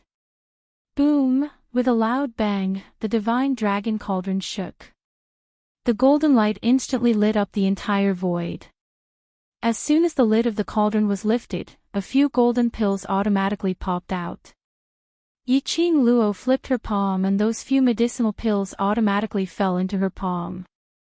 There were 3 in total. Elder Tsang. Elder Tsang. I refined it successfully. I've succeeded. Yiqing Luo's brows were filled with ecstasy. She held the 3 golden pills and quickly walked towards Old Man Song. Then, he saw Old Man Song lying on the ground. His white robes, white hair, and beard seemed to have merged with the space around him. The smile on Yiqing Luo's face instantly froze. "Old Man Song, what's wrong with you?" Yiqing Luo's expression congealed as she half knelt on the ground and stretched out her hand to help Old Man Song up. "Master, don't touch him for now." The Cauldron Dragon's voice interrupted her actions. Yiqing Luo's arms stiffened, her eyes filled with worry. "Is it because Old Man Song just passed me profound qi, causing..." "Girl, don't worry." Old Man Song's voice was very light. His white beard moved along with his lips. "I'm fine. I'll be fine after recuperating in the Azure Dew bracelet for a period of time." Yiqing Luo's pink lips pursed into a straight line. Chapter 56. He is the guardian of the Azure Dew bracelet. As long as his spiritual body is still within the bracelet, nothing will happen to him, said the Cauldron Dragon. Yiqing Luo bit her lips, and Old Man Song will be fine. The Cauldron Dragon was the guardian of the divine artifact. It wouldn't deceive her. In any case, she was the master of the Cauldron Dragon. "Little girl, since the marrow cleansing pill has been successfully refined, there's no time to lose. Eat the marrow cleansing pill and unseal your meridians." Old Man Song's voice grew softer and softer. "I have to go into seclusion for a period of time. The Cauldron Dragon will guide you." Yiqing Luo nodded her head repeatedly. "I will, when you come out of closed-door cultivation, I will not let you down." The corner of Old Man Song's lips twitched weakly. Soon after, white mist curled up and completely enveloped Old Man Song's body. After the fog dispersed, where was Old Man Song's figure? Don't think too much. Let's begin. Cauldron Dragon didn't give Yiqing Luo time to think about other things. Yiqing Luo concealed the uneasiness in her heart. Indeed, it was useless no matter how much she thought about it. The only thing she could do now was to unlock the seal on her meridians and cultivate her profound qi to make herself stronger. According to Cauldron Dragon's method, Yiqing Luo sat cross-legged on a stone block. Immediately, his little but felt a chill. 1,000-year frost ice. Yiqing Luo stretched out her hand in astonishment and stroked the stone block. Immediately, a cold aura that was comparable to a heart-piercing chill spread from her palm to her arm. The 1,000-year frost was a good item. It was a treasure that countless profound practitioners desired. It was said that as long as a profound practitioner cultivated on the 1,000-year frost, they would be able to achieve twice the results with half the effort. This was because the Millennium Frost was refined from the spiritual qi of heaven and earth. Now that it was placed within the Azure Dew bracelet, the spiritual energy on the stone block was even denser and purer. He hadn't expected that Old Man Song would hoard quite a few good things and hide them in the Azure Dew bracelet. Yiqing Luo sat upright and swallowed a marrow cleansing pill. The marrow cleansing pill melted in his mouth, and his mouth was instantly filled with a refreshing medicinal fragrance. The medicinal fragrance flowed down his throat and into his body, flowing into his meridians. The process was extremely painful. Yiqing Luo couldn't hold it in for a few times as she let out a painful moan. In his tendons and veins, waves of medicinal fragrance kept colliding and pressing against each other. His entire body felt as if it had been torn apart and then reassembled. Ah! A sharp painful moan came out from Yiqing Luo's mouth. There was a metallic taste in his throat. As soon as he heard the sound of cooking, he spat out a mouthful of blood. The blood was black, so black that it was purple. Then, a cold current spread from his buttocks to his limbs and bones. The painful squeezing sensation was no longer there. At this moment, Yiqing Luo only felt carefree and incomparably refreshed. A majestic and terrifying profound qi erupted from Yiqing Luo's body. That profound energy emitted a dazzling light, making the red-clothed woman on the stone block look even more enchanting than the sun and moon. The purification was a success, the blocked tendons and meridians were unblocked. A steady stream of profound energy spread through his limbs and bones. Master, taking advantage of this momentum, you can begin challenging the first level of the Azure Dew Bracelet's mental cultivation method. Nanny. He was already challenging the first level of the mental cultivation method. Not waiting for Yiqing Luo to regain her senses, that huge cauldron shook violently. Her footsteps were unsteady and her body bumped into something. In the next second, that thing that she had bumped into was like a suction cup, firmly sucking her in. Yiqing Luo's eyes immediately went black. In a short moment, Yiqing Luo opened her eyes again and discovered that she was actually standing on a battle stage. Chapter 57. This is the first level's competition arena. Cauldron Dragon's faint voice seemed to come from the horizon. Master, raise your head. Yiqing Luo followed the voice and raised her eyes. Above her head was a vast expanse of white mist that she couldn't see the bottom. On the extreme right side of the arena, a fiery red candle lamp floated in midair. When this lamp goes out, no matter what happens on the arena, I will summon you back. Cauldron Dragon continued, if you successfully pass the first level before the lamp goes out, you can obtain the first level secret arts. In other words, before this lamp goes out, Cauldron Dragon absolutely wouldn't interfere with her. The Azure Dew bracelet has 12 levels of purgatory. The first level is the simplest. With your current ability, you should be able to deal with it. Do you see that huge one on the arena stage? Pour profound chi into the one, and the Azure Dew bracelet will randomly create a void space according to your strength. Yiqing Luo followed Cauldron Dragon's words and half knelt on the ground, pouring profound chi into the one under her feet. When her profound chi was released, the profound chi that had just been gathered after purification actually crazily rushed towards her profound jade heart. As if it had found an outlet, it drilled into her profound jade heart as if it didn't cost anything. Yiqing Luo clutched her heart, one hand on the ground, and let out a muffled groan. This crazy oppressive feeling squeezed her profound jade heart until it swelled painfully. At the same time, the entire arena shook violently. In a split second, a group of fiendish wild beasts appeared in front of Yiqing Luo. There were at least 100 of them in a group. The 100 beasts cried in unison, deafening the ears. The entire arena seemed as if it was about to collapse. These wild beasts were refined according to your current strength. You only need to defeat these beasts in front of you and you can smoothly pass the first level of purgatory. After Cauldron Dragon finished speaking, there was no longer any sound. It seemed as if it simply didn't see Yiqing Luo's expression of endless pain. It simply couldn't be more painful. Her chest swelled to the point it was about to explode. And the 100 wild beasts in front of her, after their protective barrier was broken, surged towards Yiqing Luo. Among those wild beasts, the smallest was 2 meters tall. They opened their bloody mouths, revealing their sharp teeth. He opened his mouth and tried to swallow Yiqing Luo into his stomach. Yiqing Luo's 5 fingers clasped tightly around her heart as she leapt up. Using the height of a wild beast, she somersaulted in the air. Soon after, he landed steadily in the empty space of the arena. A few ferocious wild beasts missed their target and crashed into each other. Phew!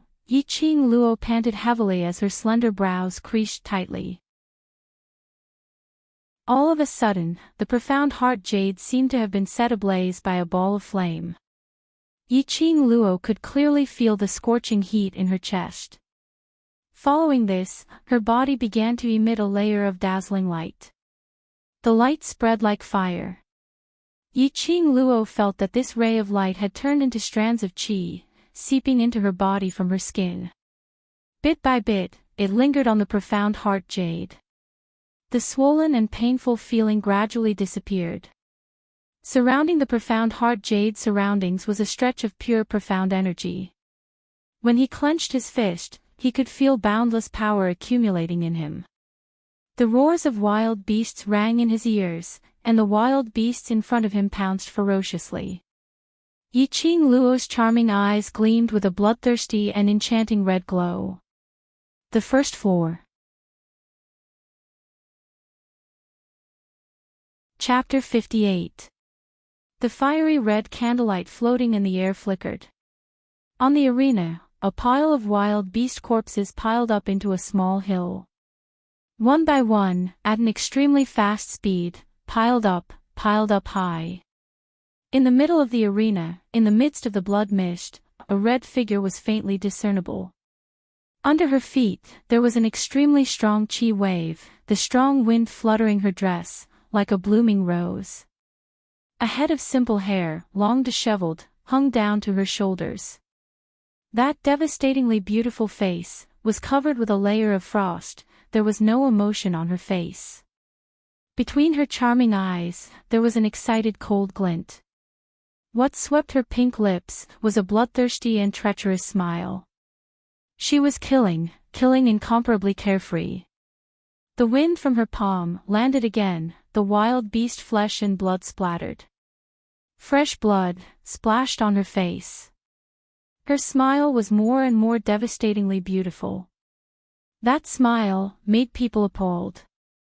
Yiqing Luo could clearly feel that the profound heart jade in her heart was transmitting her endless profound qi, making her fight tirelessly, unceasingly. Every time a wild beast fell, the blood in her body boiled for a while. In the arena, there were finally 3 wild beasts that weren't too big in size, but their power was extremely strong. These 3 wild beasts had some human nature, actually knew how to help each other. And the candlelight above her head, the candle flame was already getting weaker. At this time, Yiqing Luo couldn't be impatient. She understood this logic. Trapped by the three wild beasts, Yiqing Luo used her footwork to move back and forth. The profound chi in the profound heart jade was also constantly hoarding, absorbing. The wild beast's vision followed, but in a moment they were dizzy. Taking advantage of this opportunity, Yiqing Luo targeted one, hit it. The triangular standing wild beast, one died. The triangular defense disintegrated. Dealing with it was even easier and more comfortable. By the time Yiqing Luo finished off the last wild beast, the candle which was floating in mid-air had also extinguished. Almost at the same time. Ha ha ha, lass, I knew, as long as it's you, you can definitely do it. Old Man Sang's voice came from her mind. His voice was unable to conceal the joy in it. Yiqing Luo's bloodthirsty cold eyes suddenly became clear. Old Man Sang. Are you alright? This old man hasn't even seen you ascend to the peak of powerhouses. How can you die? Old Man Sang's voice regained its usual vigor. After inquiring, Yiqing Luo found out that she had spent 3 days and 2 nights in the first story. Old Man Sang had been cultivating in seclusion for the past few days. Although he couldn't appear in his previous spiritual form, he could at least communicate with her. When Old Man Sang returned to her side, Yiqing Luo immediately felt a sense of familiarity. The smile on her face added some of the warmth that a young girl should have. Girl, you're really lucky. Old Man Sang quipped, even the timing is so precise. At the same time when the lights go out, the last beast will be eliminated. Yiqing Luo's lips curled upwards as she gave a light smile. Girl, congratulations on successfully passing the first level of the purgatory. Old Man Sang's laughter was filled with gratification. I'll leave the first level of the deep water art to you. On the stage, the huge, one character shone brightly. A scroll floated in the air. Yiqing Luo stretched out her hand and the scroll automatically fell into her palm. The light dissipated. When the scroll entered her hand, there was a cool touch. Yiqing Luo lowered her eyes to look at the top of the scroll. The ink writing was like dancing dragons and dancing phoenixes. Teleportation. Teleportation. Damn. It was actually teleportation. Chapter 59. When Yiqing Luo was still in the 21st century, she had heard the name teleportation from those old men's mouths. They had mentioned it more than once. But what made Yiqing Luo remember this name incomparably deeply was, those old men had tricked her into going to the Yi family's ancient tomb to retrieve the Yi family's heirloom. They had deliberately mentioned teleportation. Teleportation, as the name implied, was able to move in an instant. Compared to her strange footwork and identity, it was even more astonishing. If one could cultivate teleportation to the highest level, in a place as big as a town, he could easily teleport to any place he wanted. Unexpectedly, Yiqing Luo had really obtained the secret manual of teleportation in the first layer of purgatory. It was rare for those old men to speak the truth. The reward for successfully passing the first layer of purgatory is randomly generated by the Azure Dew Bracelet's first layer of purgatory according to the statistics of when you defeated the 100 beasts. Old Man Sang explained. When Yiqing Luo fought against the first layer of purgatory, she used her modern footwork. Because of this, purgatory filtered out the most suitable reward for Yiqing Luo. Regarding this reward, Yiqing Luo expressed that she was very satisfied. Satisfied to the point that she couldn't be more satisfied. Don't be complacent too early. Old Man Sang saw Yiqing Luo's shining eyes and sighed helplessly. You must restore the profound jade heart that was dug out as soon as possible. Mentioning the profound jade heart, Yiqing Luo's hand subconsciously covered her chest. Right, she had almost forgotten that the profound jade heart in her chest wasn't her own profound jade heart. A profound jade heart that didn't belong to her, if used improperly, could easily cause a backlash from the jade heart. Just like when she fought against the wild beasts and released profound chi to open the first layer of purgatory, she almost suffered a backlash from the profound jade heart. This profound jade heart of yours can't hold on for too long. Old Man Tsang continued, or, you can find the person who formed the profound jade heart for you and let him restore the current profound jade heart for you. Find Dmo Xian. Yiqing Luo inexplicably thought of the 1-month appointment that he had made with her. He said he would give her 1 month's time to prove her strength. At that moment, she understood everything. 1 month's time was almost up. And the time that Dmo Xian gave her to condense this profound jade heart was estimated to be a month. If Dmo Xian forgot about her existence and forgot about this 1-month appointment, it was very likely that the profound jade heart in her chest would swallow her. Or perhaps, all her hard work for the past month had been in vain. Damn it. What he hated the most was the feeling of having his fate in someone else's hands. Without Dmo Xian, she couldn't do anything. Yiqing Luo's fingers clenched tightly as her charming eyes flickered coldly, filled with unwillingness. Only she could control her own fate. He had to find his profound heart jade as soon as possible. Yiqing Luo bid farewell to Old Man Tsang and Cauldron Dragon before leaving the Azure Dew bracelet. The minute her consciousness returned to her body, Yiqing Luo immediately felt hungry. Within the Azure Dew bracelet, she didn't feel anything at all. Once they returned to reality, Yiqing Luo clutched her stomach and shouted with a dry throat, Ziling, Ziling, Ziling, who was guarding outside the door, heard the noise and slammed the door open. Miss, you've finally woken up.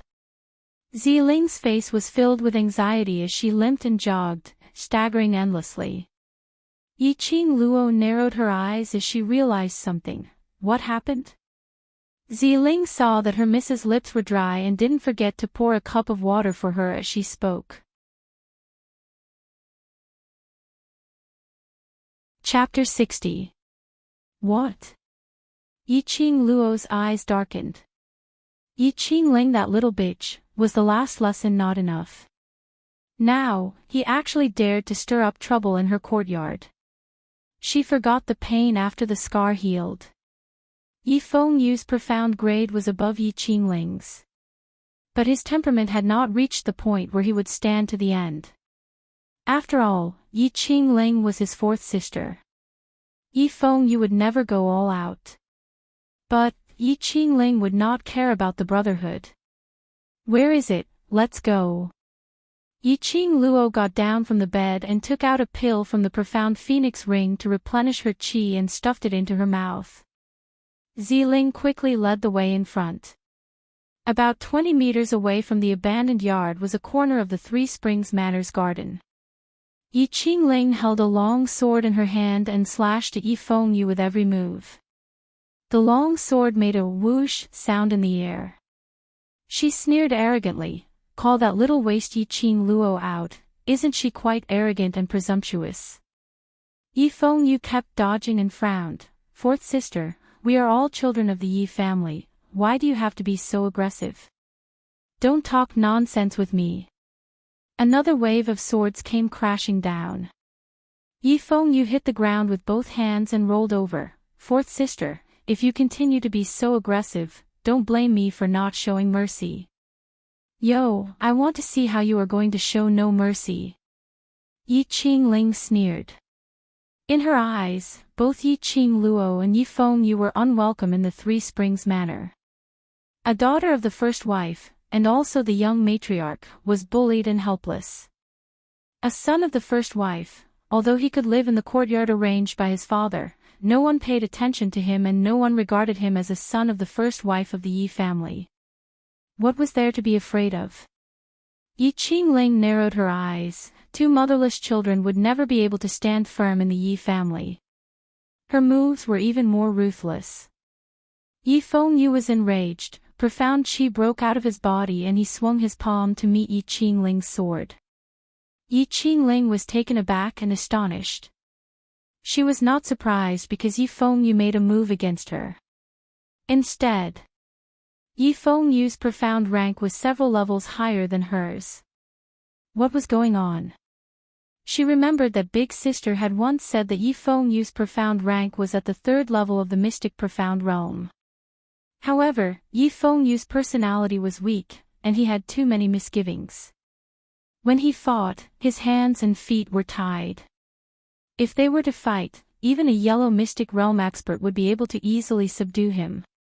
But, however, the Yi Fengyu in front of her was completely different from what Big Sister had described.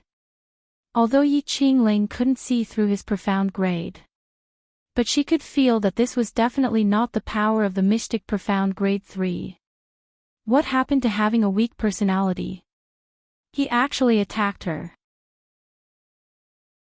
Yi Qingling didn't know that the current Yi Fengyu, under Yi Qingluo's intentional or unintentional influence, was slowly changing his inner thoughts. Yi Qingling panicked. She was not an idiot. If Yi Fengyu really wanted to fight with her, she would definitely be the one to suffer. Looking at Yi Fengyu's palm approaching, Yi Qingling steeled her heart and cleverly avoided the palm strike. Immediately after, as if he had been struck by the wind from the palm, his body flipped in the air and fell to the ground with a thud. She clutched her chest with a face full of pain. Fourth sister. Sure enough, it was just as Yi Qingling had expected. Yi Fengyu immediately withdrew his hand and looked at his own hands in panic. With a worried face, he ran to Yi Qingling and helped her up. 4th sister, are you all right? Chapter 61. Yi Qingling's long sword was pressed against his neck. 4th sister, Yi Fengyu's face was ashen. He didn't expect Yi Qingling to lie to him. Your shameless sister is a good-for-nothing, and you, the younger brother, are a fool. You two siblings are really a perfect match. Yi Qingling laughed arrogantly, her eyes full of ridicule. Yi Fengyu wasn't afraid of the long sword at his neck. What made him feel cold was that the person who pointed the sword at him was his own 4th sister. He didn't treat his 4th sister as an enemy, so he was soft-hearted. However, 4th sister was bent on taking his life. She wanted his sister's life. His sister was right, the most taboo in a battle was to be soft-hearted. There was an old saying, there are no fathers and sons on the battlefield. At this moment, Yi Fengyu's state of mind had changed. What are you staring at? Are you going to stand up for your shameless sister? Yi Qingling sneered, I forgot. Didn't you always hate your useless sister and hate her for throwing your face? Why are you so protective now? If my brother doesn't protect me, do you think he will protect you who is worse than a waste? Yi Qingling had just finished her words when she heard a clear and melodious voice. Immediately, Yi Qingling felt a tingling sensation in her arm.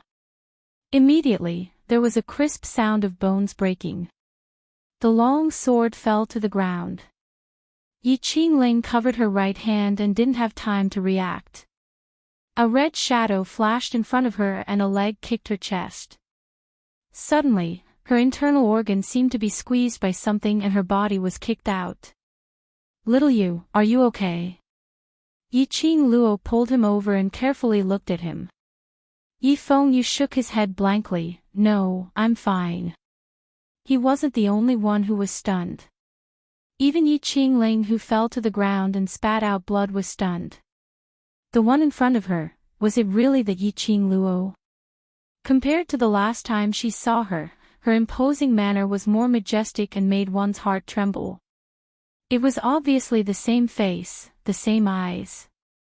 But clearly, it was a beauty that transcended the mortal world. Shocking beauty was enough to enchant all living beings. Trash that didn't even have a profound heart. Jade, when did he have such an extraordinary change? Yi Qingluo confirmed that Yi Fengyu was not injured and turned her sight to Yi Qingling, who was lying on the ground. She slowly stepped forward, her charming eyes revealing an enchanting sneer. Yi Qingling, you've really forgotten the pain after the scar has healed.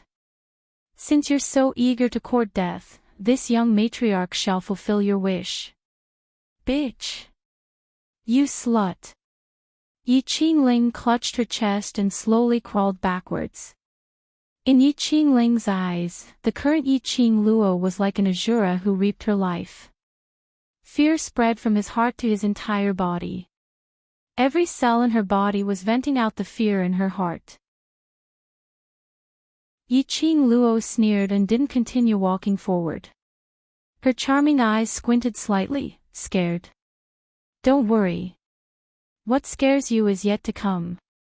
Yi Qingling's face immediately turned pale like a sheet of paper in fright. Her 5 fingers clutched the ground as she growled in fear. Yi Qingluo, you seduced the crown prince and caused him to refuse to marry eldest sister. Now you still want to kill me. You will be struck by lightning. Yi Qingluo couldn't help but laugh when she heard this. She was also slightly tipsy about Yi Qingling's 3 views. If this lightning really strikes, it will strike you first. Yi Qingluo covered her mouth and giggled. Chapter 62. It seems like, before that, I was the rightful future crown princess.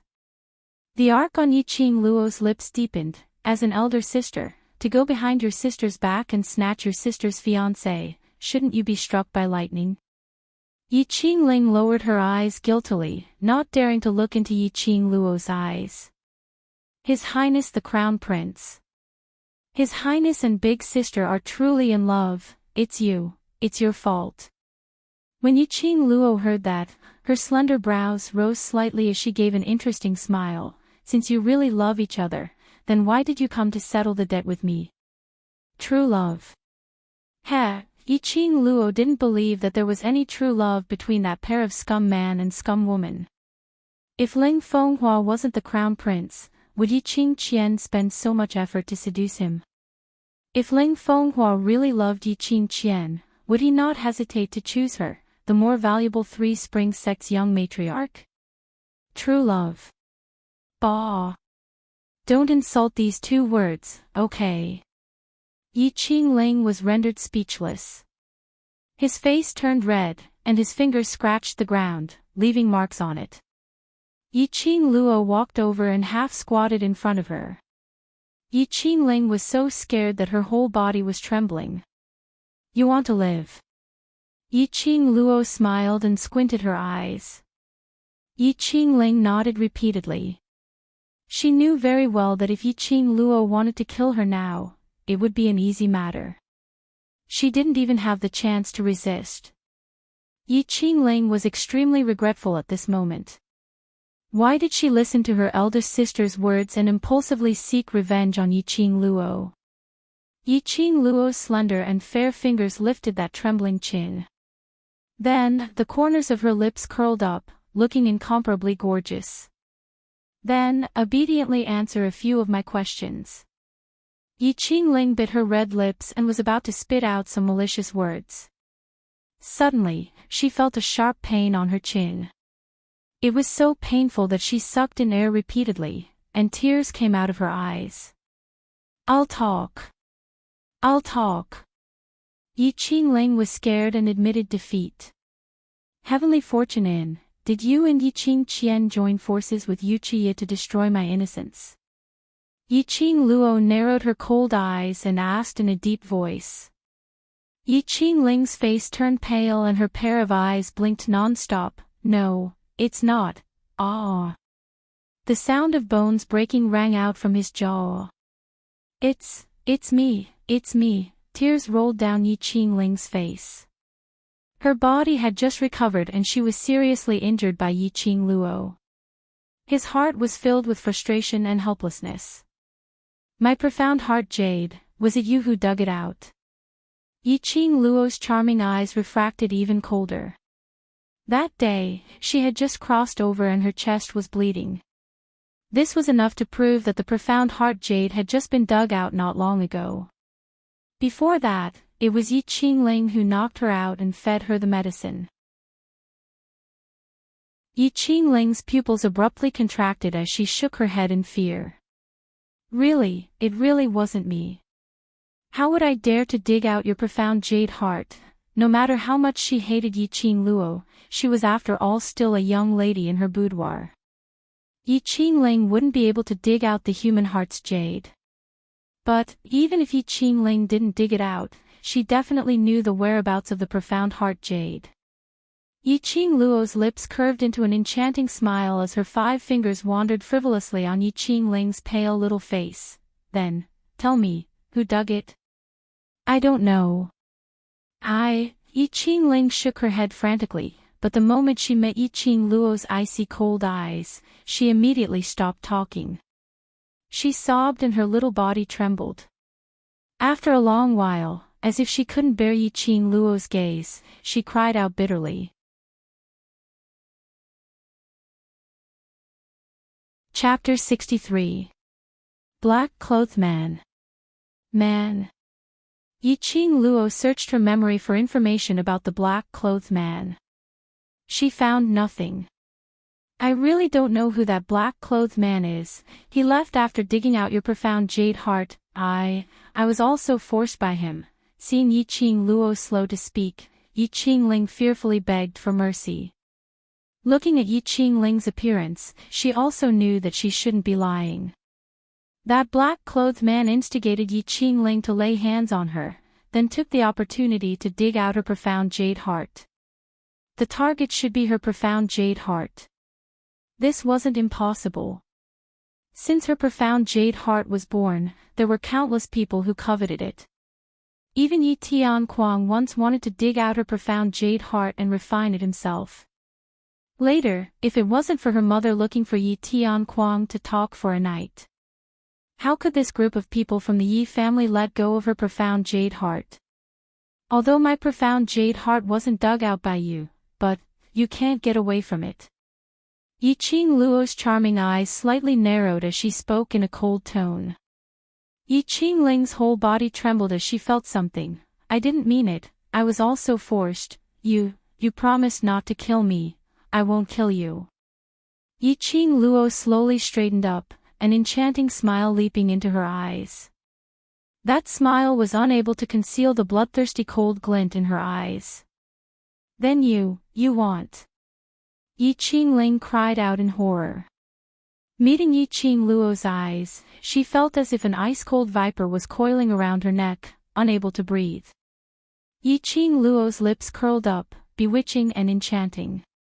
Because of you, my profound jade heart was dug out, then. I'll destroy your profound jade heart, how about that? Yi Qingling's complexion immediately turned ashen. She desperately shook her head and sobbed incessantly. 7th sister, 4th sister knows she was wrong.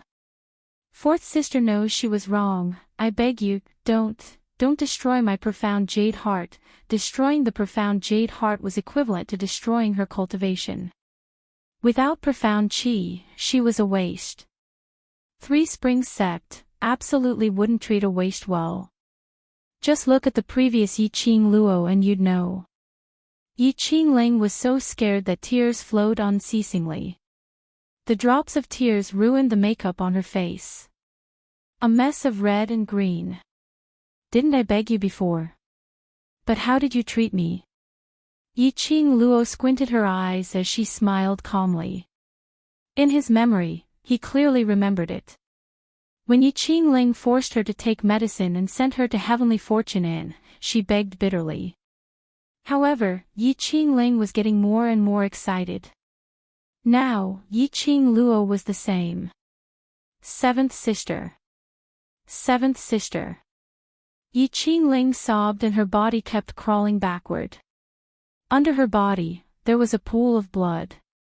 Yi Qingluo smiled like a flower as she slowly raised her hand and a burst of profound qi condensed in her palm.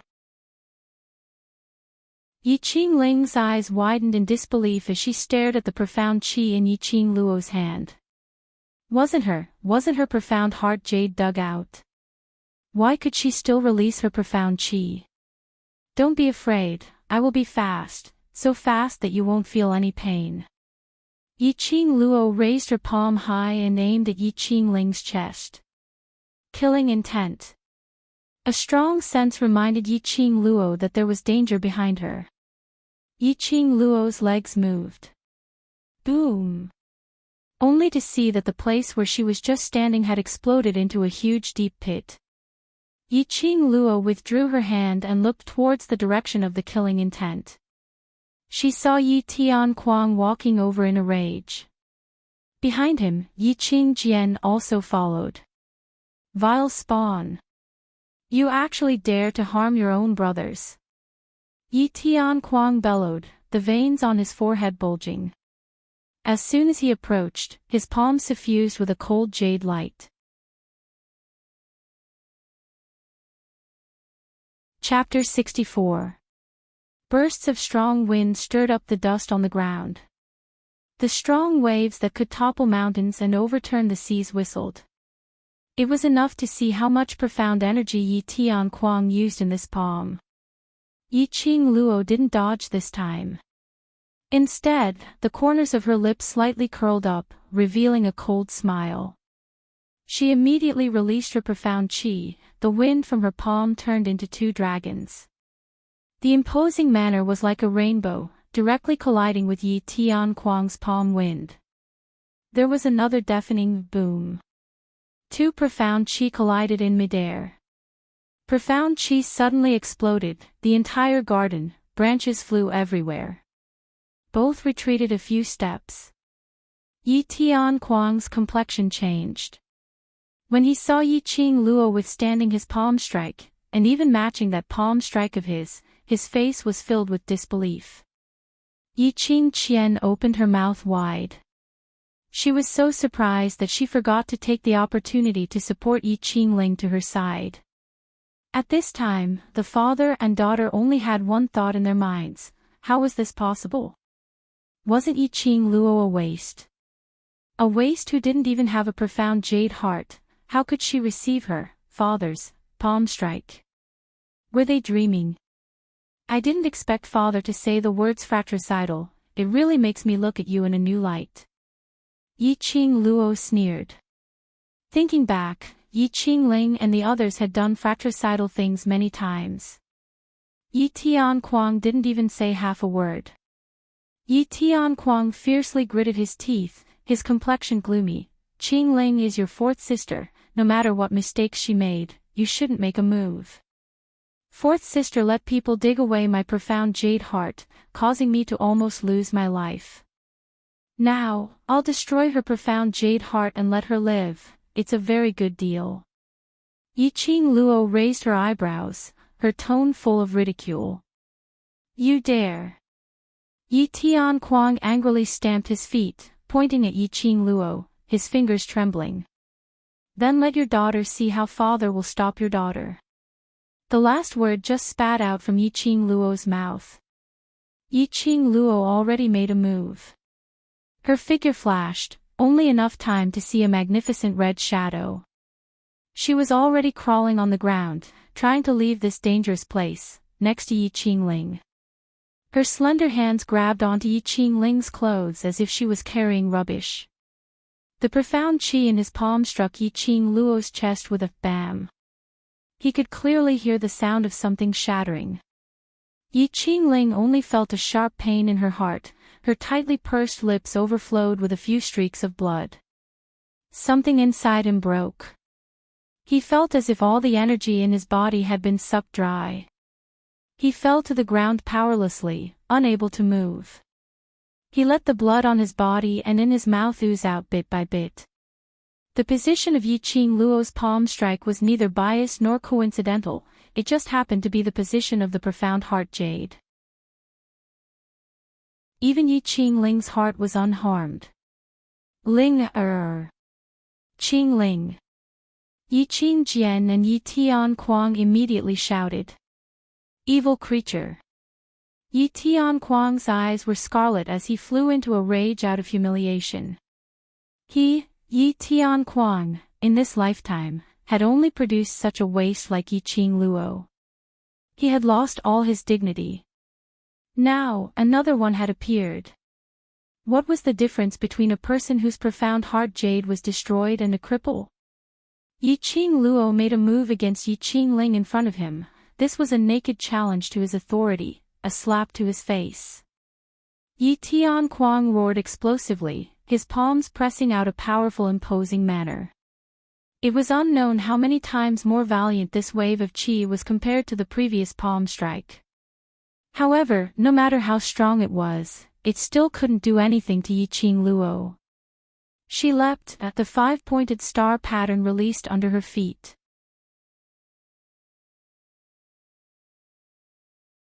Chapter 65. The five-pointed star pattern under Yiqing Luo's feet clearly announced that she had already entered the profound realm. She was no longer the wastrel who was despised by everyone. However, Yi Tianquang wasn't as excited as expected. His expression was as cold as ever, and his sharp eyes were covered in frost. He didn't feel that the Yi family's daughter becoming a profound practitioner was something to be happy about. Seventh sister. No matter what method you used to become a profound practitioner, you shouldn't have done anything to fourth sister. Yiqing Qian suddenly opened her mouth, her gentle face full of seriousness. She assumed the posture of an elder sister. Ling, is your fourth sister, how can you be so cruel? Yiqing Luo swept her eyes over Yiqing Qian and couldn't help but sneer. Afraid that Yi Tianquang would be soft-hearted after knowing she was a profound practitioner. So she deliberately aroused Yi Tianquang's anger and made a move on her. Yiqing Luo's gaze returned to Yi Tianquang's face. From Yi Tianquang's eyes, she couldn't see the slightest bit of soft-heartedness. It was true that he wanted to kill her. Yi Tianquang's attitude really made people think deeply. Previously, he hated Yiqing Luo because she was a waste and lost the Yi family's face. Now, she had already become a profound practitioner, and her strength was clearly above the Yi family's young masters and young ladies. Yi Tianquang's attitude towards her was still the same as before. Or could it be that Yi Tianquang's hatred towards her had already become a kind of habit? Or, there was another reason. Evil creature. If I don't teach you a good lesson today, I will be the Three Springs sect's patriarch in vain. Yiqing Qian ignited the anger in Yi Tianquang's heart. During this time, he had always been led by the nose by Yiqing Luo. In front of the common people, she didn't give the Yi family any face. Moreover, she plotted to make Three Springs sect and Yuqi family enemies. He really foolishly stood up for Yiqing Luo and found the Yuqi family's patriarch. Thinking of the humiliation he suffered at the Yuqi family, the anger in Yi Tianquang's eyes burned even more fiercely. The brown five-pointed star pattern suddenly spread from the soles of her feet. Yi Tianquang released his profound energy. Both of his palms shot out like snakes and dragons, and his aura immediately swallowed the mountains and rivers. That was an extremely dazzling ray of light. His palms condensed and moved. Both palms seemed to have turned into an illusion. The speed was so fast that Yiqing Luo couldn't see it clearly. Oh, Lord Father is so easily angered, it's easy to look old. Yiqing Luo sneered. Soon after, the tip of his foot pushed off the ground, and his entire body met the wind from his palm, heading straight for Yi Tianquang's face. Courting death. This was obviously a blatant provocation. Yi Tianquang's eyes darkened, and his palms fiercely chopped out. He sent out a few palm strikes in succession, and they were like huge waves that stacked on top of each other. Boom boom boom, the ear-piercing cracking sound was deafening. Qi waves surged, and gravel flew everywhere. It was impossible to see anything clearly in this corner of the garden. Apart from Yi Tianquang, Yiqing Jian and Yiqing Ling, there were no other signs of life. Yi Tianquang coldly withdrew his hand. He clapped his hands and sneered in his heart. A puny yellow profound practitioner actually dared to act so insolently in front of him. Did he really think he was the young lord of the Three Springs sect? If it wasn't for, father, suddenly, a frightened voice interrupted Yi Tianquang's complacent thoughts. He turned his head. But he saw that the woman who should have died under his palm was now leisurely and contentedly clutching Yi Qingjian's neck. That pair of eyes that could charm all living beings held a faint smile as she gazed at him. Yi Tianquang immediately felt his heart tremble.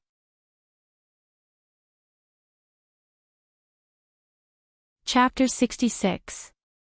What kind of pair of eyes were those? They were obviously long and narrow, yet they were suffused with a cold light. A bloodthirsty murderous aura was like a sharp blade. Just a glance was enough to make one's heart feel like it was being cut by a sharp blade. The flying sand and pebbles gradually came to a stop. The corner of the woman's mouth held a sneer, the coldness in her eyes became more and more penetrating. Father, come, hit me. Yi Qingluo's charming eyes were tinged with a smile as she pointed at Yi Qingqian's chest. Yi Qingqian was Yi Tianquang's most valued daughter, how could he bear to hit her? Yi Tianquang was so angry that his face turned ashen and very unsightly. His hands clenched into fists, his whole body was burning with anger, blowing his robe and making it flutter. Vile spawn, I've shown mercy, but it's become an excuse for you to strut around. Good, watch this. Yi Qingluo's charming eyes slightly narrowed, the corner of her mouth rose into a meaningful smile. She suddenly let go of Yi Qingqian and quickly retreated a few steps, distancing herself from the two. All right, then let your daughter see how capable Lord Father is when he doesn't show mercy. Yi Qingluo's eyes flickered. It just so happened that she had just cultivated in the Azure Dew bracelet and reached the yellow profound 9th grade. 9th grade was equivalent to Yi Qingling's current profound grade. But, the same profound grade, on different people, could have completely different power. To deal with a weak trash like Yi Qingling, even if she had an ordinary body that couldn't cultivate profound qi, she could still be abused to the point that her parents wouldn't recognize her. Against Yi Qingqian, there was no challenge at all. In the first layer of the Azure Dew Purgatory, the real combat opponents were wild beasts that didn't understand human nature. That kind of combat could improve the combat level. But it couldn't cultivate the ability to adapt to danger when fighting with others. It was better to use Yi Tianquang to practice. Yi Qingluo's action was obviously 2 slaps on Yi Tianquang's face. Yi Tianquang was immediately unable to restrain his anger and raised his palm. The momentum of this palm was indeed completely different from the previous one. Waves of qi gradually flowed around his palm. A huge palm print converged on top of his head. The powerful profound qi drove the spiritual qi of heaven and earth, converging into the palm print bit by bit. Ha! A low roar exploded from Yi Tianquang's mouth. The palm print floating above his head suddenly flashed with lightning-like flowing light. The entire space was filled with a cold gust of wind. Yi Qingluo's red dress fluttered in the wind. The ground beneath his feet trembled violently, as if it was about to split open. Soon after, Yi Tianquang raised both of his arms, shook them, and shouted. That palm print turned into numerous silhouettes, covering the sky and earth as it pressed down towards Yi Qingluo. Yi Qingluo steadied herself in the horse stance and swiftly mobilized the profound qi in her body. With a flip of his palms, a cold current gushed out from his palms. Boom! The deafening sound of the collision caused the air and the entire space to freeze.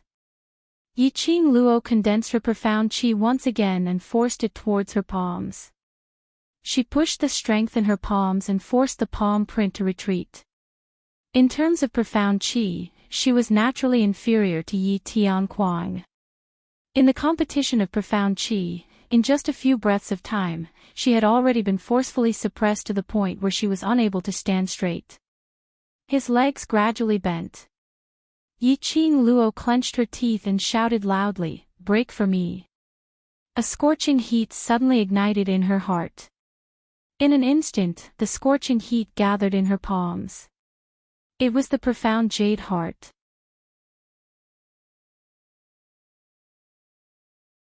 Chapter 67. Good job. The profound jade heart's power came at just the right time. Yiqing Luo's cold eyes flashed with a cold glint. Her palms gathered boundless power. Profound chi suddenly turned into a tornado, wreaking havoc between heaven and earth. Unexpectedly, it forced Yi Tianquang's palm chi back. The earth quaked and the mountains swayed, the sky fell and the earth split. Everything in the surroundings exploded. Yiqing Qian and Yiqing Ling were also forced to take a few steps back by this strong force. Only, at the same time that the palm chi was pushed back, Yiqing Luo's heart suddenly felt a dull pain. As if her heart had been ruthlessly cut in half by someone with a knife. Yiqing Luo's complexion was slightly pale, she endured the pain and stood up straight. Yi Tianquang simply didn't expect that Yiqing Luo could actually force back his profound chi. By the time he regained his wits and wanted to avoid that palm wind, it was already too late. The palm wind brushed past his shoulder. His luxurious clothes were torn apart, his entire body, under that powerful chi, fiercely rolled back twice. Soon after, he barely managed to steady his footing, cut an incomparably sorry figure. Fresh blood gushed out from Yi Tianquang's shoulder. Father! Yiqing Jian called out worriedly, looking at Yiqing Luo with an additional trace of fear. Everyone was dumbfounded in place. Eyes full of astonishment, eyes full of disbelief, they were already unable to express their current mood. Yiqing Luo could cultivate profound chi without the profound jade heart, it was very strange. Yiqing Luo could cultivate profound chi, her profound level was at the yellow profound level, yet she could fight evenly with an earth profound practitioner. This was especially strange. A piece of trash, just what was it about him that allowed him to undergo such a huge change? Still want to go? Yiqing Luo coldly swept over Yi Tianquang's injured shoulder, the smile on the corner of her mouth became increasingly enchanting. Yi Tianquang's expression was gloomy. A dignified earth profound practitioner was injured by a little waste who had just become a profound practitioner. Especially this person was his daughter who he had always disdained. What kind of humiliation was this? He wanted to move, but his chest was stuffy and he spat out a mouthful of blood. Father! Yi Fengyu, who was chased far away by Yiqing Luo, saw Yi Tianquang spit out blood, and his expression immediately congealed. In his heart, although Yi Tianquang wasn't a successful father, he was still his father.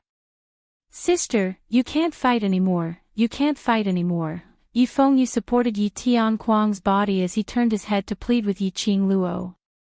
Yiqing Luo shot him a cold glance, on your account, I'll stop here today. If anyone dares to create trouble in my courtyard next time, all of you will crawl out. With that, she turned around and left. As soon as he moved, he felt a sharp pain in his chest. She took a deep breath and bit her lower lip, trying her best to make her steps look less awkward. Evil creature. Suddenly, a furious shout came from behind him. Yiqing Luo acutely sensed something, but before she could react, she was sent flying by a palm strike. Pfft! Yiqing Luo's body was thrown into the sky and fell onto the ground. Sister! Yi Fengyu's eyes widened and his legs immediately rushed towards Yiqing Luo. Yi Tianquang swayed as he stood in front of Yiqing Luo. His eyes were ruthless as he laughed complacently, vile spawn. As he laughed, he coughed out a few mouthfuls of blood.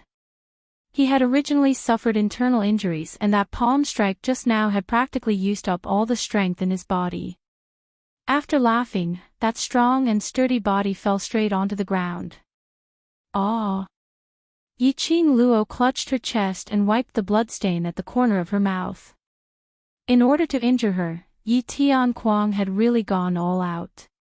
Even his old life had to be thrown away.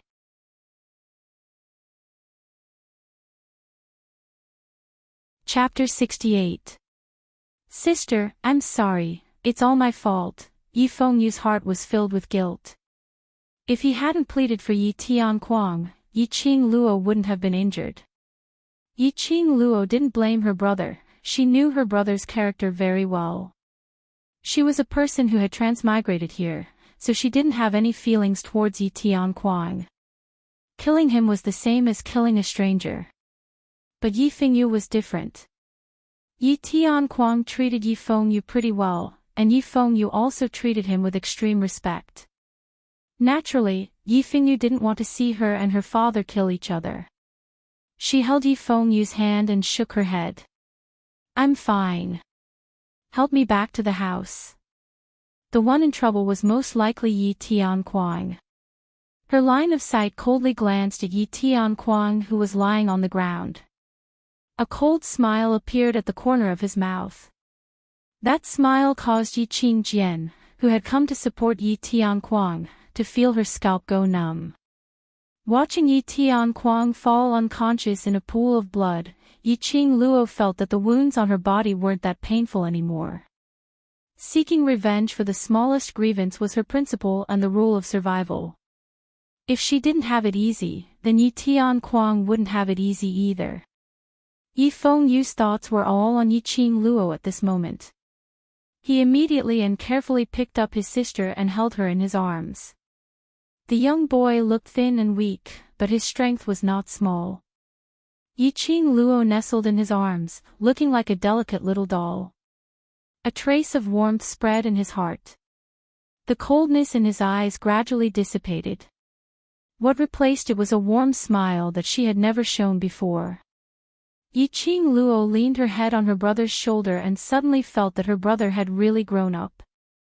Be it in her previous life or this life, this was the first time that someone had let her lean on his shoulder. In the room, Yi Qingluo leaned against the head of the bed with a pale face, gulping down the medicinal soup that Yi Fengyu had passed to her mouth. This medicinal soup was used to treat internal injuries.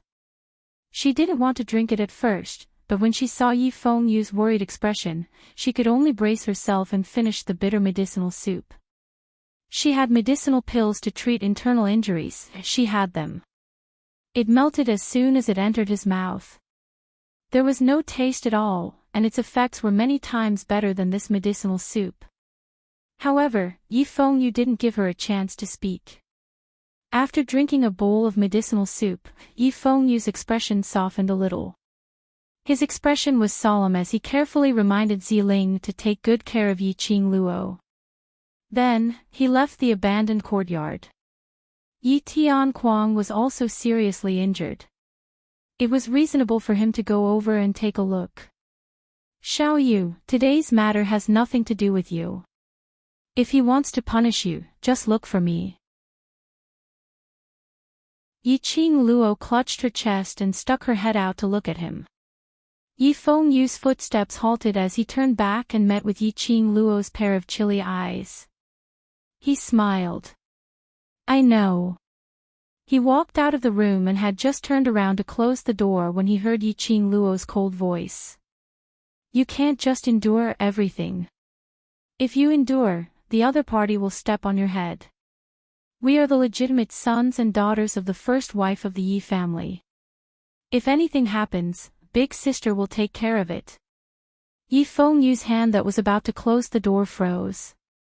After a while, he said nothing and closed the door. Young miss, young master knows his limits. You can rest at ease and recuperate. Ziling advised. Yi Qingluo sighed lightly and raised her hand to stroke her aching eyebrows. Xiao Yu's personality still needs to be tempered. Only by understanding the fickleness of the world can he truly grow.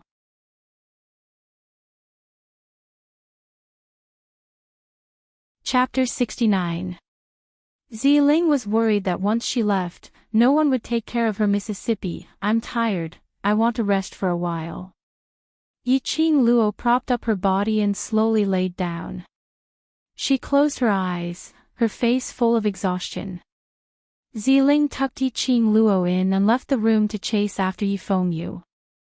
At the instant when the room door closed, Yiqing Luo, who had her eyes tightly shut, suddenly opened her eyes. The relaxed expression on her face also disappeared. She raised her hand and placed it on her chest that was wrapped in layers of bandages. Profound jade heart, it was most likely broken. It wasn't Yi Tianquang's palm. But when she resisted Yi Tianquang's second palm, the profound jade heart suddenly erupted with power. The current her couldn't even release profound qi to check the condition of her injury. Once she moved, her heart throbbed with pain, as if it was torn by something. She endured the pain and put on an unharmed appearance. She didn't want Yi Fengyu and Ziling to worry about her. Without the profound jade heart, it meant that she had no way to operate profound qi. She was equivalent to a cripple. She didn't give up and closed her eyes. She wanted to use her divine sense to explore her heart and see if her profound jade heart was intact. But just as she withdrew her divine sense, that tearing pain attacked again. Oh, a mouthful of sweet blood rushed up her throat. Yiqing Luo abruptly opened her eyes as she laid prone on the bed, and with a wah sound, she spat out a mouthful of blood. Looks like the injury isn't light, little thing. Suddenly, a deep and mellow voice sounded in the room, like fine wine, intoxicating people's hearts. Yiqing Luo's body suddenly froze on the bed. There was someone in the room. She actually didn't sense it at all. Could it be that there was a problem with the profound jade heart? The instinct that had been formed over so many years would also have a problem. Yiqing Luo's eyes were sharp as she looked towards the direction of the voice. What she saw was a handsome face with peerless elegance. That pair of deep peach blossom eyes flashed with a demonic luster as he looked at her with a smile that wasn't a smile. Yiqing Luo's heart trembled for no reason. It's him. Dmo Xian. No wonder she couldn't sense the other's aura. How did you? Yiqing Luo's slender brows creased tightly as she looked at him vigilantly. Little thing, have you forgotten our 1-month appointment so quickly? Dmo Xian raised his eyebrows slightly. In the blink of an eye, he was already standing beside the bed. The strong wind brought along the elegant sandalwood scent unique to him. The promise of a month. Of course she remembered. This was the time limit for the profound heart jade that Dmo Xian had given her. Are you here to deliver the profound heart jade? Yiqing Luo narrowed her eyes and went straight to the point. Dmo Xian didn't expect her to be so straightforward. His long and narrow eyes revealed a meaningful smile. Little thing, you only remember this lord's profound heart jade? Of course. Yiqing Luo raised her eyes and examined Dmo Xian from head to toe as if she was examining a commodity. Apart from being able to give me the profound heart jade, do you have any other value? Ha ha, interesting. Dmo Xian suddenly burst into laughter, his chest shaking, unable to stop laughing. Little thing, you're getting more and more interesting. He bent over and placed his palm on Yiqing Luo's chest. This lord's decision a month ago is indeed not wrong. His eyes were dyed with a smile. A peerless beauty that caused people to be infatuated. Yiqing Luo's delicate body slightly trembled. Although she was clear that Dmo Xian's action was merely to investigate the profound heart jade in her body.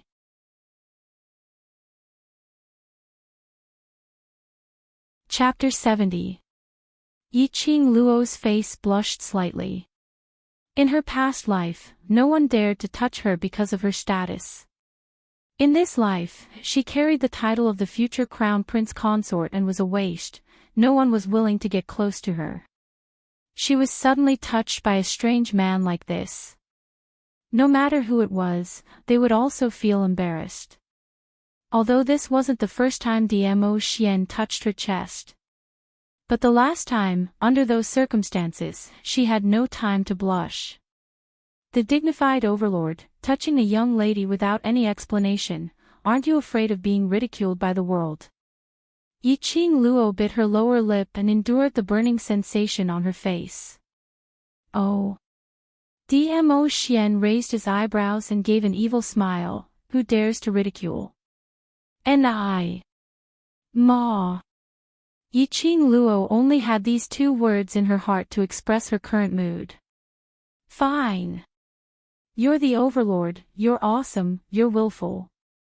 Who the hell dares to laugh at you, old man? If you want to ridicule, you should ridicule me for trying to seduce the overlord blah blah blah blah. Fine. Old. Mother. Admit. Coward. Yiqing Luo curled her lips, too lazy to argue with Dmo Xian on this topic. Blush for what? Anyway, it's flat now, touch it if you want, who's afraid of who? Yiqing Luo, who calmed down, only felt that the temperature of the palm in front of her chest gradually rose. Suddenly, a ball of dazzling light overflowed from his palm. In an instant, it wrapped his hand into a ball. At the same time, the light seeped into Yiqing Luo's heart. Bursts of sharp pain in her heart were wrapped by a warm current. Powerful profound qi rushed into her limbs and bones. Yiqing Luo immediately closed her eyes and guided the profound qi in her body to circulate a few times before returning to her profound jade heart. Yiqing Luo didn't see that the light in front of her chest was faintly flickering with a treacherous red light. Flickering, extremely weak. Dmo Xian's slender fingers gently touched that red light. His peach blossom eyes were filled with a meaningful smile. The profound jade heart formed again. Yiqing Luo revolved her profound qi, and after a few circulations, the injuries on her body had slightly eased up. At least it wasn't like before, the pain was simply unbearable. When he opened his eyes again, he was faced with the same peerless and flawless face. At such a close distance, his breath sprayed on her face. Yiqing Luo could even clearly see the man's long eyelashes, thick and naturally curled upwards. The corners of her eyes were long and charming. The luster in his eyes exuded a captivating charm. To be honest, this face was really pleasing to the eye. Why are you still here? Yiqing Luo frowned. The implication was, you can get lost now. Dmo Xian's smile deepened, his voice was filled with an intoxicating magnetism. You've just finished using me and you want to chase me away. Little thing, you're really fickle. Finishing his words, he had already closed in on Yiqing Luo and his long arms scooped. Yiqing Luo's entire body had already fallen into Dmo Xian's embrace. The rich fragrance of sandalwood seeped into one's nose. His warmth chased away the chill in her body. This temperature, this thickness, it was a completely different feeling from Yifeng. Little thing, I have plenty of time to accompany you now. This time I've come to find you, I don't intend to leave. Dmo Xian's deep voice slowly sounded beside her ear. Between the words, there was even a hint of laughter mixed in. Not leaving? What did he mean? Dmo Xian was prepared to stay by her side. What the hell? What kind of joke was this? Yeah.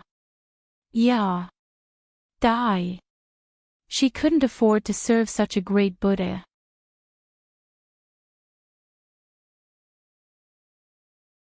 Chapter 71. Dmo Xian lowered his eyes, his deep black eyes gazed deeply at the person in his arms. At such a young age, she had already displayed a devastatingly beautiful appearance. Especially that pair of charming eyes, which was the most attractive. Clearly, it was wrapped with a layer of coquettish eyes. But in the depths of her eyes, it was like the winter frost. If one looked closely, one's scalp would tingle and tremble. Dmo Xian loved this pair of eyes. A person's eyes were the easiest to reveal a person's emotions. However, he was unable to see through Yiqing Luo's heart. On the contrary, he was attracted to her. Yiqing Luo felt goosebumps all over her body from his stare and wanted to break free from his hand. But Dmo Xian suddenly hugged her shoulders tightly. The next second, her chin was lifted. The man's cold thin lips had already covered her lips. For lips touched, the cold touch instantly dissipated between the two of them. What replaced it was a ball of blazing hot breath. Yiqing Luo's eyes widened, the temperature of her lips gradually rising. It was until the man's large palm pressed against her slender waist that Yiqing Luo suddenly regained her senses. A trace of embarrassment surfaced on her face. Yiqing Luo raised her palm and fiercely slammed towards Dmo Xian's chest. The man who was stealing her scent was extremely sensitive to avoid it. "Little thing, you are really fickle." Dmo Xian's slender fingers caressed his thin red lips. The tip of his tongue licked a bit, seemingly unsatisfied. "No matter what, I am also your savior. Is this how you repay your savior?" This action successfully angered Yiqing Luo. "I will repay kindness, but it does not mean that I will repay with my body." She gritted her teeth, propped up her body and raised her palm to strike. Damn it! And this was the first time someone dared to tease her. But the hand that was raised high had not had the time to swing down. Her small hand was grasped by a large and thick palm. 5 fingers forcefully and domineeringly inserted into her 5 fingers, 10 fingers interlocked. The profound qi in her body seemed to be suppressed by something, unable to be released. "Little thing, take a look, what is this?" Dmo Xian leaned close to Yiqing Luo's delicate body, held their tightly interlocked hands, and pointed at their fingers. Both of them wore the same ring on their ring fingers. When the 10 fingers intertwined, the red light on the ring seemed to be tightly intertwined with each other. "Do you still remember the words this lord had said?" Dmo Xian's brows narrowed slightly as his peach blossom eyes sparkled with an intoxicating luster. Looking at the profound phoenix ring, Yiqing Luo's ears seemed to ring with the words she heard that day at Heavenly Fortune Inn. "Since you've accepted this sovereign's ring, you're now this sovereign's person." What Dmo Xian was trying to express was that she was his woman. "Dmo Xian, you forced me to form a blood pact with the profound phoenix ring. It has nothing to do with me." Yiqing Luo gave a cold humph as she decisively distanced herself from him. "I'm not anyone's accessory, I'm only mine." She didn't belong to anyone and didn't want to rely on anyone. Only by using one's own hands to create the future was the most realistic. Dmo Xian squinted his eyes, reflecting an amused smile. It was no wonder he had fallen for her at first sight. It was indeed different. The smile in Dmo Xian's eyes deepened. "In fact, you have indeed accepted this sovereign's ring." Yiqing Luo gritted her teeth, too lazy to argue with him. This man was really her nemesis. She wasn't someone who easily revealed her emotions, but Dmo Xian could easily provoke all her emotions. Seeing her gloomy face, she remained silent for a long time. Dmo Xian chuckled softly, his slender fingers stroked Yiqing Luo's palm bit by bit.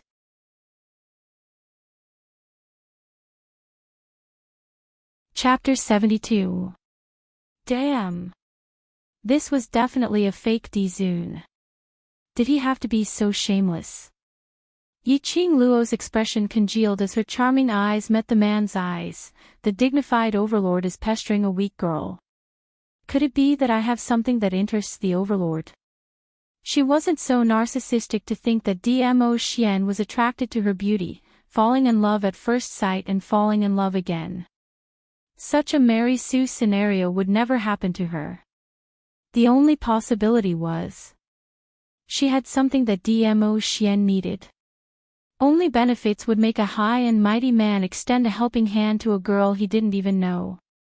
A flash of astonishment flashed across the depths of Dmo Xian's eyes.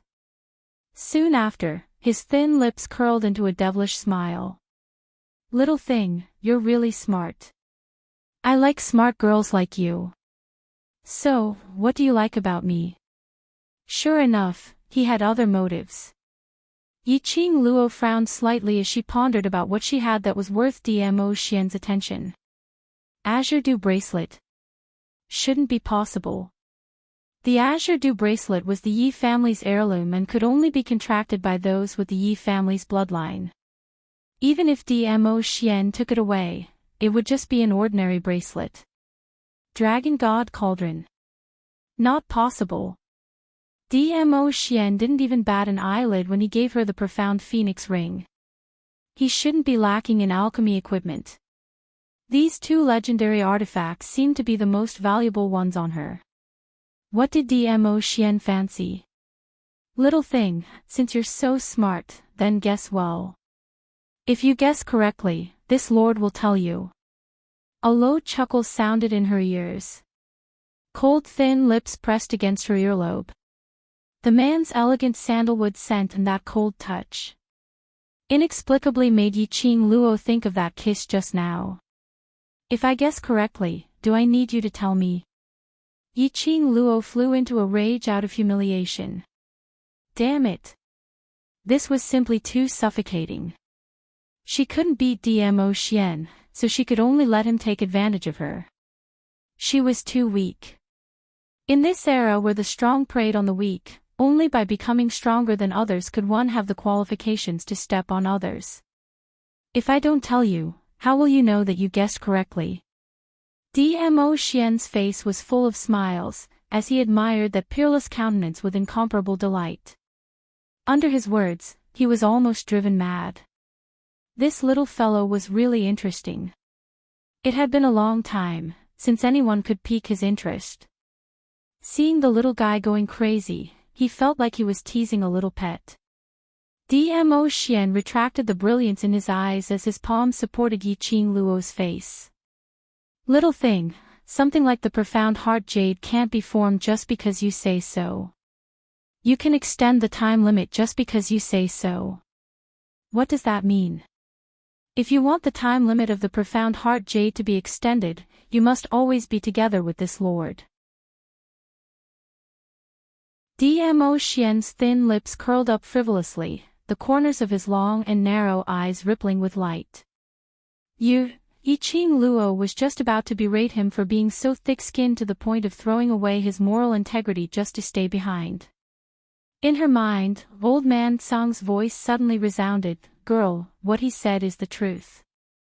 Yiqing Luo was puzzled as she asked in her heart, "Why do you say that?" The profound heart jade that he formed for you is a part of the energy extracted from his own profound heart jade and transferred to you. In other words, his profound heart jade is the parent body of the profound heart jade in your body.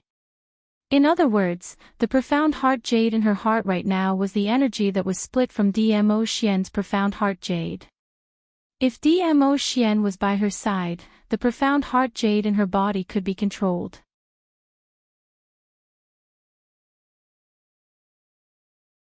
Chapter 73. Wasn't this forcefully binding her and Dmo Xian together? Yiqing Luo really wanted to howl with backbone. Sister vows to die rather than submit. She would rather not have Dmo Xian's profound heart jade than to be involved with this dangerous person. But she admitted defeat. From old man Tsang's words, she also understood. Looking at the entire Nirvana realm, she was afraid that there wouldn't be a second person who could help her form a profound heart jade. Even if she found one, that person might not be willing to form a profound heart jade for her. She might not be willing to be bound to that person. Before she found her own profound heart jade, she could only accept Dmo Xian's help. "I'm also too lazy to chase you away, you can stay if you want." Yiqing Luo looked up, her tone solemn, "But, my matters, you better not interfere." This man was too powerful, too unfathomable. With such a man by her side, if she couldn't control the consequences, it was very likely that she would be controlled by him for life. Dmo Xian's eyes were dark, his thin lips curled up as he teased, "A few days ago, who was the one who took this lord's clothes and used it to intimidate others?" Yiqing Luo suddenly frowned, her gaze piercing straight towards Dmo Xian's heart like an arrow. "You investigated me?" Little thing, to say investigated, this is too serious. Dmo Xian lazily leaned on Yiqing Luo's side. This lord only let wind protect you in secret. Protection. Damn, she was almost beaten to death several times, but didn't see that black-clad youth appear. What kind of protection was that? To put it bluntly, it was surveillance. It seemed that Dmo Xian cared a lot about something on her. Too lazy to argue with him, Yiqing Luo rolled her eyes. Also, don't call me little thing, although I'm not as graceful as other girls of the same age, but I still have what I deserve. 15 years old, in ancient times, was already the age for marriage. Calling him little thing, could it be that Dmo Xian was already an old man? She stared at Dmo Xian's face for a long time. No matter how she looked, this face looked like it was in its 20s. Could it be that Dmo Xian's profound grade was at least above sky profound? In his memories, profound practitioners above the sky profound realm would be able to retain their youthful looks once they reached a certain realm. It was highly possible that Dmo Xian was an old man in his 70s or 80s. Dmo Xian did not know what she was thinking. He only felt that Yiqing Luo's bold and unpretentious words were very interesting. He laughed out as his vision swept past a certain part of Yiqing Luo. This lord really can't tell where you have it. Pooey. Yiqing Luo spat at him unhappily. Although it wasn't big, it definitely wasn't small either, okay? Furthermore, this thing had to be in the right size so that it would look more coordinated, right? If you don't call me little thing, then I'll call you all Luo. Dmo Xian's index finger lightly touched the tip of her nose. All Luo should also call my name in this way. Yiqing Luo acutely discovered that when Dmo Xian said this sentence, he had already abandoned the self-addressive of this lord. Did this mean that he had already discarded his identity in front of her? Calling his name. Ah Xian. Yiqing Luo felt a chill down her spine as goosebumps formed all over her body. She turned her head away, showing a look that she didn't want to talk to him. Dmo Xian's peach blossom eyes narrowed slightly, but spontaneously continued the previous topic. Don't worry, I like to see the process of you slowly becoming stronger. Naturally, I will not intervene in any of your matters. If he intervened, there would be no such fun little thing. This tone made Yiqing Luo's slender brows tightly knit together. Why did it feel like he was coaxing a pet?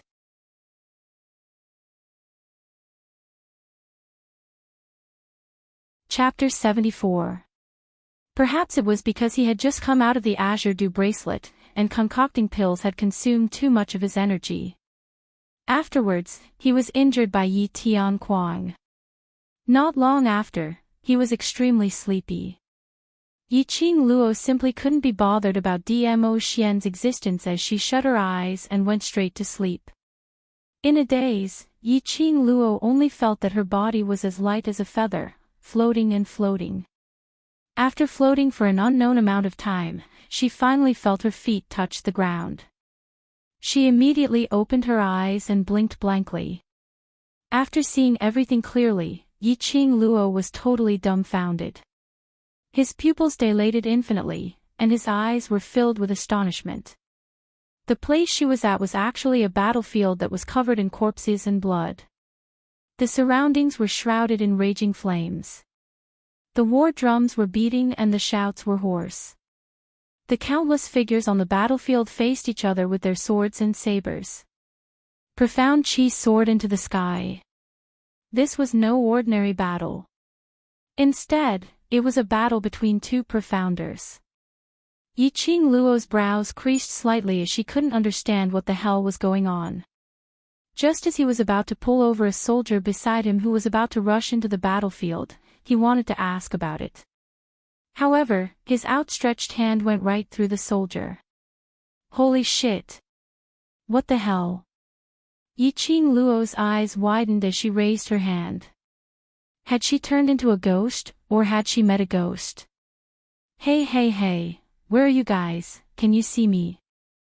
Yiqing Luo jumped in front of a soldier and waved her hands in front of him. However, the soldier also directly passed through her, roaring as he charged into the battlefield. No one could see her, no one could touch her. Yiqing Luo tried to call out to Old Man Tsang, but no matter how she called out, she couldn't get any response at all. In this unfamiliar place, Yiqing Luo was unable to ascertain her safety. She didn't dare to rashly extract her divine sense into the azure dew bracelet. Just as she was filled with confusion, a sudden burning sensation started to burn her heart. Yiqing Luo's face turned pale as she suddenly clutched her chest. No! Something was not right. What hurt was not the heart, but the profound heart jade. A powerful force was currently pressing down on her profound jade heart. What was going on? It was just a nap. How could he sleepwalk in his sleep? Roar, roar, a sharp beast roar broke through the sky. All the profound practitioners on the battlefield stopped what they were doing when they heard this roar. A powerful aura instantly enveloped the entire battlefield. The roar grew louder and louder. His roar shook the earth and the mountains. With another roar, the ground cracked. Yiqing Luo clutched her chest with one hand, enduring the bursts of scorching pain from her profound jade heart. Her complexion was pale as she looked towards the direction where the voice came from. What kind of beast was roaring? He was actually able to shock the hundreds of thousands of profound practitioners present. No matter if it was her past or present life, Yiqing Luo had at most seen 200 to 300 people. Because of her one sentence, they froze on the spot, not daring to move. Hundreds of thousands of profound practitioners were in a deadlock on the battlefield where blood flowed like a river. It was an incomparably magnificent sight. Whether that wild beast was friend or foe was still unclear. But Yiqing Luo wasn't that nervous, only feeling curious. Anyway, no one on the battlefield could see or touch her. Perhaps this beast was her opportunity to return to the Nirvana realm. Thinking of this, Yiqing Luo was even more curious about that wild beast. After the time it takes for half an incense stick to burn, the roar of the wild beast gradually stopped.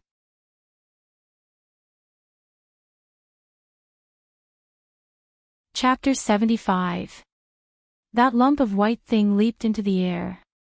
Instantly, Yiqing Luo was shrouded in a shadow. That huge thing directly pounced on Yiqing Luo to the ground. Damn it! Pouncing on someone without saying a word. Wasn't she transparent here? No one could see her, no one could touch her. How did this lump of ghost thing accurately pin her down? Hey hey hey, move your paw, I'm about to be squashed to death by you. Yiqing Luo shouted. Wait a minute, something seemed wrong. Paw. Right. What pressed on her face was a huge paw, directly feeding her a mouthful of mud. A fishy smell assaulted her nose. This lump of white huge thing was furry and smelly. But the strength it used to press on Yiqing Luo was very well controlled. Its size was at least 3 times the size of Yiqing Luo. But all he did was rub his plump head against her chest. But it only used one paw to cover her face. Not heavy, just smelly. However, the white behemoth had no intention of letting her go. Even if it didn't crush her to death, it wanted to stink her to death. The huge thing let go of its paw, and before Yiqing Luo could catch her breath, she saw it open its bloody mouth. A mouthful of stinky breath directly sprayed down towards Yiqing Luo's face. Before she fainted, Yiqing Luo's peripheral vision seemed to sweep across the hundreds of thousands of people on the battlefield, one after another, kneeling down in her direction. After that, she lost all consciousness. Lass, wake up. Lass, Old Man Tsang's shouts rang in her ears, one after another, so noisy that Yiqing Luo's ears were buzzing. She frowned and waved her hand impatiently. What are you doing, Old Man Tsang? Just as she raised her hand, she suddenly felt a burst of pain. It was the kind of pain that spread from her wrist to the rest of her body. Yiqing Luo didn't feel sleepy at all. Her entire wrist felt like it was being burned by a raging fire. She immediately raised her right arm and saw that the azure dew bracelet on her wrist was actually encircled by a ball of fire. The cherry blossom pattern on the bracelet was constantly rotating. The fire jumped excitedly, burning wave after wave. She reached out to touch it, but was forced back by the heat. His entire right hand felt like it was being roasted. "Little girl, you're finally awake." Old Song let out a sigh of relief. "I didn't think that the white tiger would actually come after smelling your blood." This caused the azure dew bracelet to receive the white tiger's strength, making it somewhat uncontrollable. Yiqing Luo's forehead was dripping with cold sweat. When she heard Old Man Song's explanation, she gritted her teeth and said, "What white tiger? You don't know." Old Man Song's spirit body floated in front of Yiqing Luo, landed on the bed and pointed to the side. "You didn't bring it back." His line of sight followed Old Man Song's hand. He saw a small white ball nestled at the head of the bed, curled up into a ball, looking very cute. As though it sensed Yiqing Luo's line of sight, it moved and its little body stretched out as it gave a lazy stretch. His face met Yiqing Luo's. That little thing was the size of a palm, and its entire body was snow white, without a single strand of mixed hair. What astonished Yiqing Luo the most was its eyes. A pair of treacherous blood-red eyes, round and shiny, sparkling with a watery light. It was indescribably cute, but also indescribably strange. It blinked its eyes with a sleepy appearance. Its little claws scratched its ears and immediately jumped onto Yiqing Luo's stomach. Was this the freaking colossus she saw in her dream just now? Damn! Where did it look like a tiger?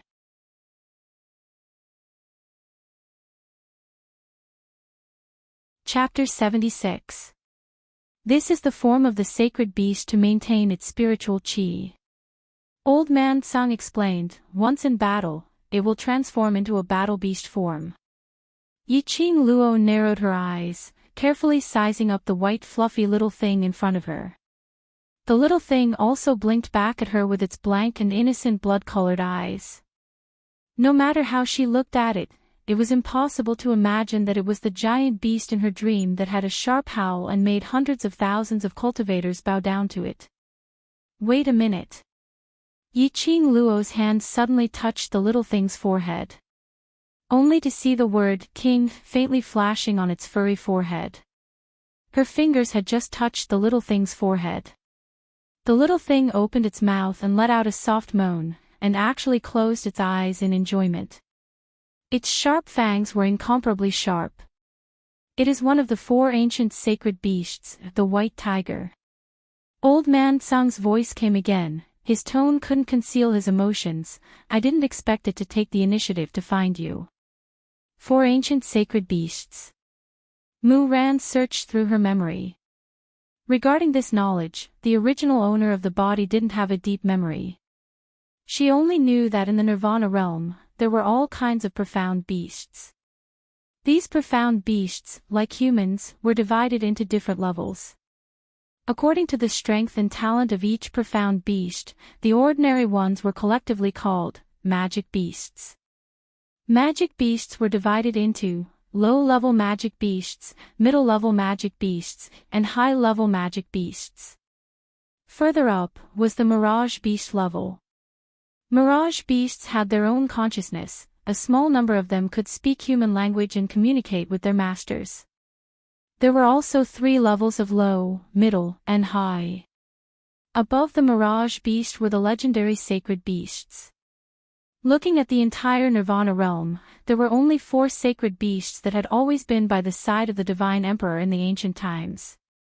Eastern Azure Dragon, Southern Vermilion Bird, Western White Tiger, and Northern Black Tortoise. However, these 4 legendary sacred beasts had long disappeared after the death of the Divine Emperor. How could one of the ancient sacred beasts find her? Could it be that the sacred beast could see that she was a transmigrator and wanted to take advantage of the good luck of a transmigrator? Don't underestimate it. Old Man Song saw through the suspicion in Yiqing Luo's eyes. He poked her head. It took the initiative to find you and make a contract with you. Therefore, your strength determines its ability. In other words, she was strong, so was White Tiger. She was weak, so was White Tiger. In other words, after forming a contract with her, the White Tiger would lose its power as a holy beast and would only be left with a layer of holy beast power.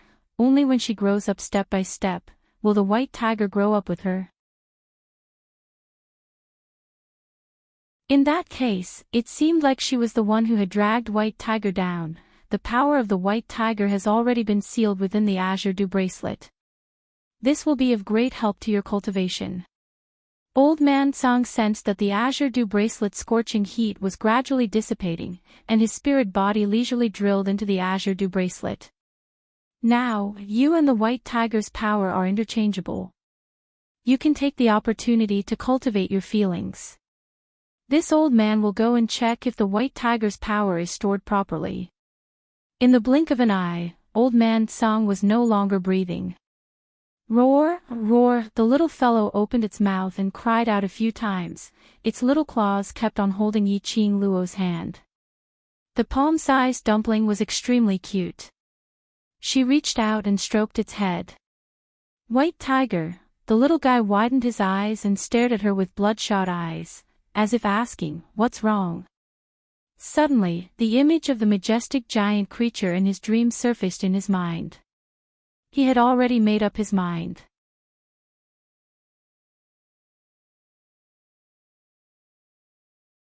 Chapter 77. Chi-Chi. The White Tiger's blood-red eyes flickered slightly. It nodded its small head and roared happily. Obviously, he was very satisfied with his new name. Yiqing Luo teased Chi-Chi for a while more. Looking at the palm-sized little White Tiger's obedient look, the smile on her face grew even wider. In her cat form, Chi-Chi did not have any strange smell. She wondered if Chi-Chi, who had turned into a white tiger, would be able to make her faint from the stench, just like in her dreams. Thinking of that dream, Yiqing Luo suddenly congealed. He placed Chi-Chi at the head of the bed and sent his divine sense into the Azure Dew bracelet. Old Song. Yiqing Luo saw at one glance that the old man who said he was going to check on White Tiger's power storage was leisurely lying in the thin mist. When Old Man Song heard her voice, he almost fell from the mist. "Lass, aren't you cultivating your relationship with Chi-Chi? Why are you here again?" When he said that, Yiqing Luo was enlightened. It turned out that Old Man Song had been hiding in the Azure Dew bracelet all along, eavesdropping on her interaction with Chi-Chi. "Old Man Song, are you hiding something from me?" Yiqing Luo frowned slightly and stared at him fiercely. Ever since Chi-Chi appeared, Old Man Song had been acting strangely. Something was definitely wrong. This old man has many things to hide from you. You are still a little girl. Before the time is right, this old man will not say a word. Fine, if you don't want to answer, I'll ask. Yiqing Luo raised her brows and raised a finger. First question, what was that dream I had? Then, he raised his second finger and said, second question. Why did the white tiger, one of the 4 great saint beasts, choose me in my dream? On the battlefield that was littered with corpses, no one could see or touch her. Why was Chi-Chi the only one who pounced on him? And even jumped from a dream to reality? After all, it was the first time he came to this world. The original owner's understanding of this world was too little. He was full of questions, but he could not get any answers. Old Man Song was also clearly avoiding her. Moreover, Old Man Song's expression was one of shock when he found out that she had contracted Chi-Chi. However, that kind of surprise was not because she had inexplicably formed a contract with one of the 4 great sacred beasts. Instead, she was surprised that Chi-Chi would take the initiative to look for her. As expected, Old Man Song's expression froze. After a long period of silence, he coughed dryly. This question, how could I possibly know? I've been sealed in the Azure Dew bracelet for who knows how many hundreds or thousands of years. I've long since lost track of the matters of the outside world. Yi-Ching Luo squinted her eyes suspiciously. Seeing that she still wanted to ask, Old Man Song suddenly changed the topic. That's right, lass, didn't you find the letter your mother left behind in the secret compartment last time? Yi-Ching Luo narrowed her eyes as she pondered deeply for a moment. If Old Man Song didn't want to say anything, even if she tried to coerce him, act spoiled and cute, Old Man Song might not say anything. Forget it, when the time comes, Old Man Song will naturally tell her. On this point, Yi-Ching Luo absolutely believed in Old Man Song. Thus, he didn't pursue the matter any further. Following Old Man Song's words, he said, "Yeah, I haven't had the time to see it yet." That day, in a secret compartment under her pillow, she found 2 letters left behind by her mother. Before she could read them, she was disturbed by Yi Fingyu. Speaking of which, she really should take a look. Why did Nyangqin specially leave 2 letters for her in Xiaoyu? And why did she hide it so deeply? Was it to prevent anyone from discovering it? Yi Tianquang. Yi-Ching Luo's mind immediately flashed this name. If it was really to prevent Yi Tianquang.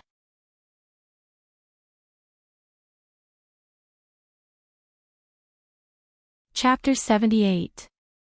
Yi-Ching Luo pondered for a moment and took out the brocade box her mother left behind from the profound phoenix ring.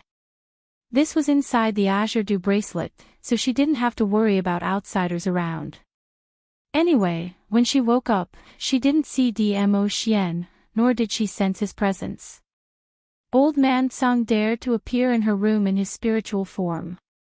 This was enough to prove that Dmo Xian was indeed not in the Three Springs sect. Therefore, she could boldly open the brocade box and take out the 2 letters. Yi-Ching Luo and her mother's relationship had always been deep. Right now, holding these 2 letters and looking at her mother's familiar handwriting, Yi-Ching Luo felt her nose turn slightly sour. Her fingers trembled as she opened the envelope. Inside was a piece of yellowed paper. What surprised Yi-Ching Luo the most was the material of the paper. It obviously looked like a thin piece of paper, but when she touched it, it actually felt like leather. A small piece, stacked layer upon layer. When it was spread out on the table, it was the size of half a wooden table. This is... Yi-Ching Luo was astonished. She stretched out her finger and stroked along the paper. This was not a letter at all, but a map. It was an extremely complicated and dazzling map. On the paper that was the size of half a wooden table, densely packed routes were marked. Even Yi-Ching Luo couldn't guarantee that she would be able to move unimpeded in this map. Why did her mother leave her such a complicated map? Her heart was filled with mixed feelings. Yi-Ching Luo's slender brows knitted into a ball. What an intricate map. Old Man Song floated in mid-air, glanced at the map and couldn't help but sigh. Yi-Ching Luo suddenly looked up. Do you know what place this map is? Old Man Song frowned and stared carefully for a while, stroking his grizzled beard. This old man has roamed the Nirvana realm for many years, but I have never seen this map, nor have I seen a place that matches this map. Even Old Man Song didn't know. This map, what kind of place was it? Yi-Ching Luo glanced at the other letter in the brocade box. She opened it. It was a letter. She thought that in the envelope, there would also be a complicated map. She was still thinking, if the box and the 2 letters that her mother left behind were maps. She was going to form a treasure hunting and digging team. Nyangqin's graceful handwriting is on the letter paper. My child, if you seize the brocade box, I implore you to deliver these 2 letters to your sister as soon as possible. What I'm about to say next is what Mother wants Luo to say. This map belongs to Luo Only Luo can reach the final destination. Promise Mother that after you get the map, you must not tell anyone. You must protect yourself. This map must not be made known to anyone. Otherwise, it will bring about a fatal disaster. Towards the end, his handwriting became slightly weak, as if he didn't have the strength to continue writing. Yiqing Luo's vision looked towards the map on the table as her expression turned grave. What kind of map was it? And it would bring about a fatal disaster. Yiqing Luo was getting more and more interested in understanding the destination of this map. With a wave of her hand, she stored the map and letter into the profound phoenix ring. As soon as she came out of the azure dew bracelet, Yiqing Luo's ears twitched. She heard the sound of hurried footsteps, sometimes heavy and sometimes light. When she reached the door, Yiqing Luo could hear that person's heavy breathing.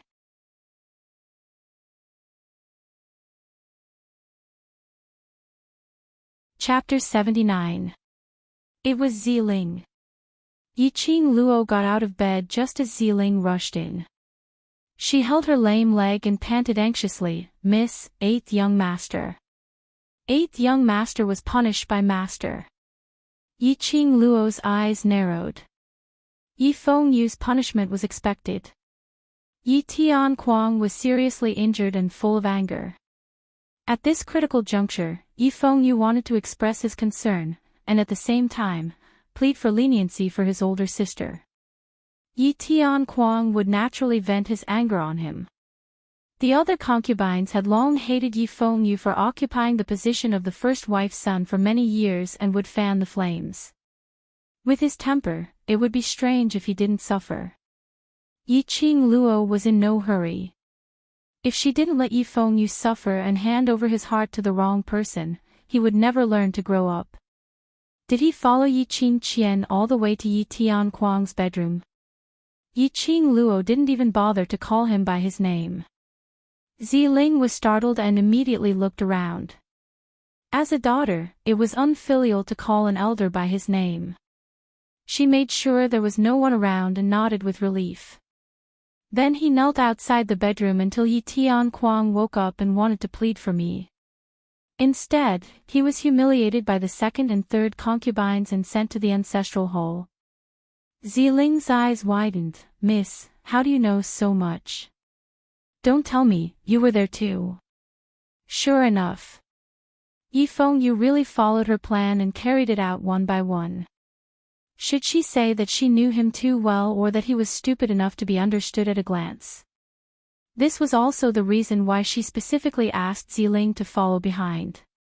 To the ancestral hall. Yiqing Luo straightened her clothes and led Ziling to the ancestral hall. She rushed to the ancestral hall and was stopped by 2 guards. "7th Miss, this is the Yi family's ancestral hall. No one can enter without the sovereign's order." The guards were ordered by the second madam to never let Yiqing Luo step into the ancestral hall. Yiqing Luo sneered, "Is it the sovereign's order or the second concubine's?" This form of address caused the guards to look at each other, hesitating. Yiqing Luo was the Yi family's first wife's daughter. As for the second madam, she was just a concubine, not even a concubine. Only the people in the mansion called her Madam in order to please the second madam. Thinking of the recent period of time, the entire residence was circulating about Yiqing Luo's change. The 2 attendants immediately felt their hair stand on end. He couldn't move aside, but he also couldn't not move aside. Yiqing Luo ran out of patience. She raised her palms and rolled up 2 huge waves, directly bombarding the chests of the 2 attendants. The attendant flew out. Yiqing Luo led Ziling to kick open the door of the ancestral hall and walked in to take a look. A ball of anger spread in his heart. Her pair of enchanting eyes were also filled with sparks of fire. The ancestral hall was dark, illuminated only by 2 white candles. The candlelight swayed back and forth, illuminating the spirit tablets. It added to the strange atmosphere. 8th Young Master. After seeing the situation in the ancestral hall, Ziling was also frightened and cried out. Sister. Yi Fengyu heard the voice and turned to look. That immature and handsome little face was covered with a thick layer of sweat. Yiqing Luo's eyesight could see everything clearly in the dark. She clearly saw that Yi Fengyu's lips had been bitten and had traces of blood. He grimaced in pain but forced a smile and called out to her, "Sister, I'm fine, you go back and rest first." "Fine? You call this fine?"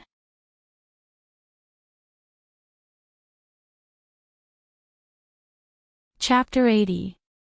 Yi Fengyu knelt in front of the memorial tablet table, wearing only an inner shirt. His inner shirt was torn in several places. Yiqing Luo could see that it was whip marks. What made Yiqing Luo most furious was, her brother was kneeling on the tiles. On a few bumpy and broken tiles. The sharp tiles had cut the skin of Yi Fengyu's knee and blood oozed out, staining the tiles and the ground red.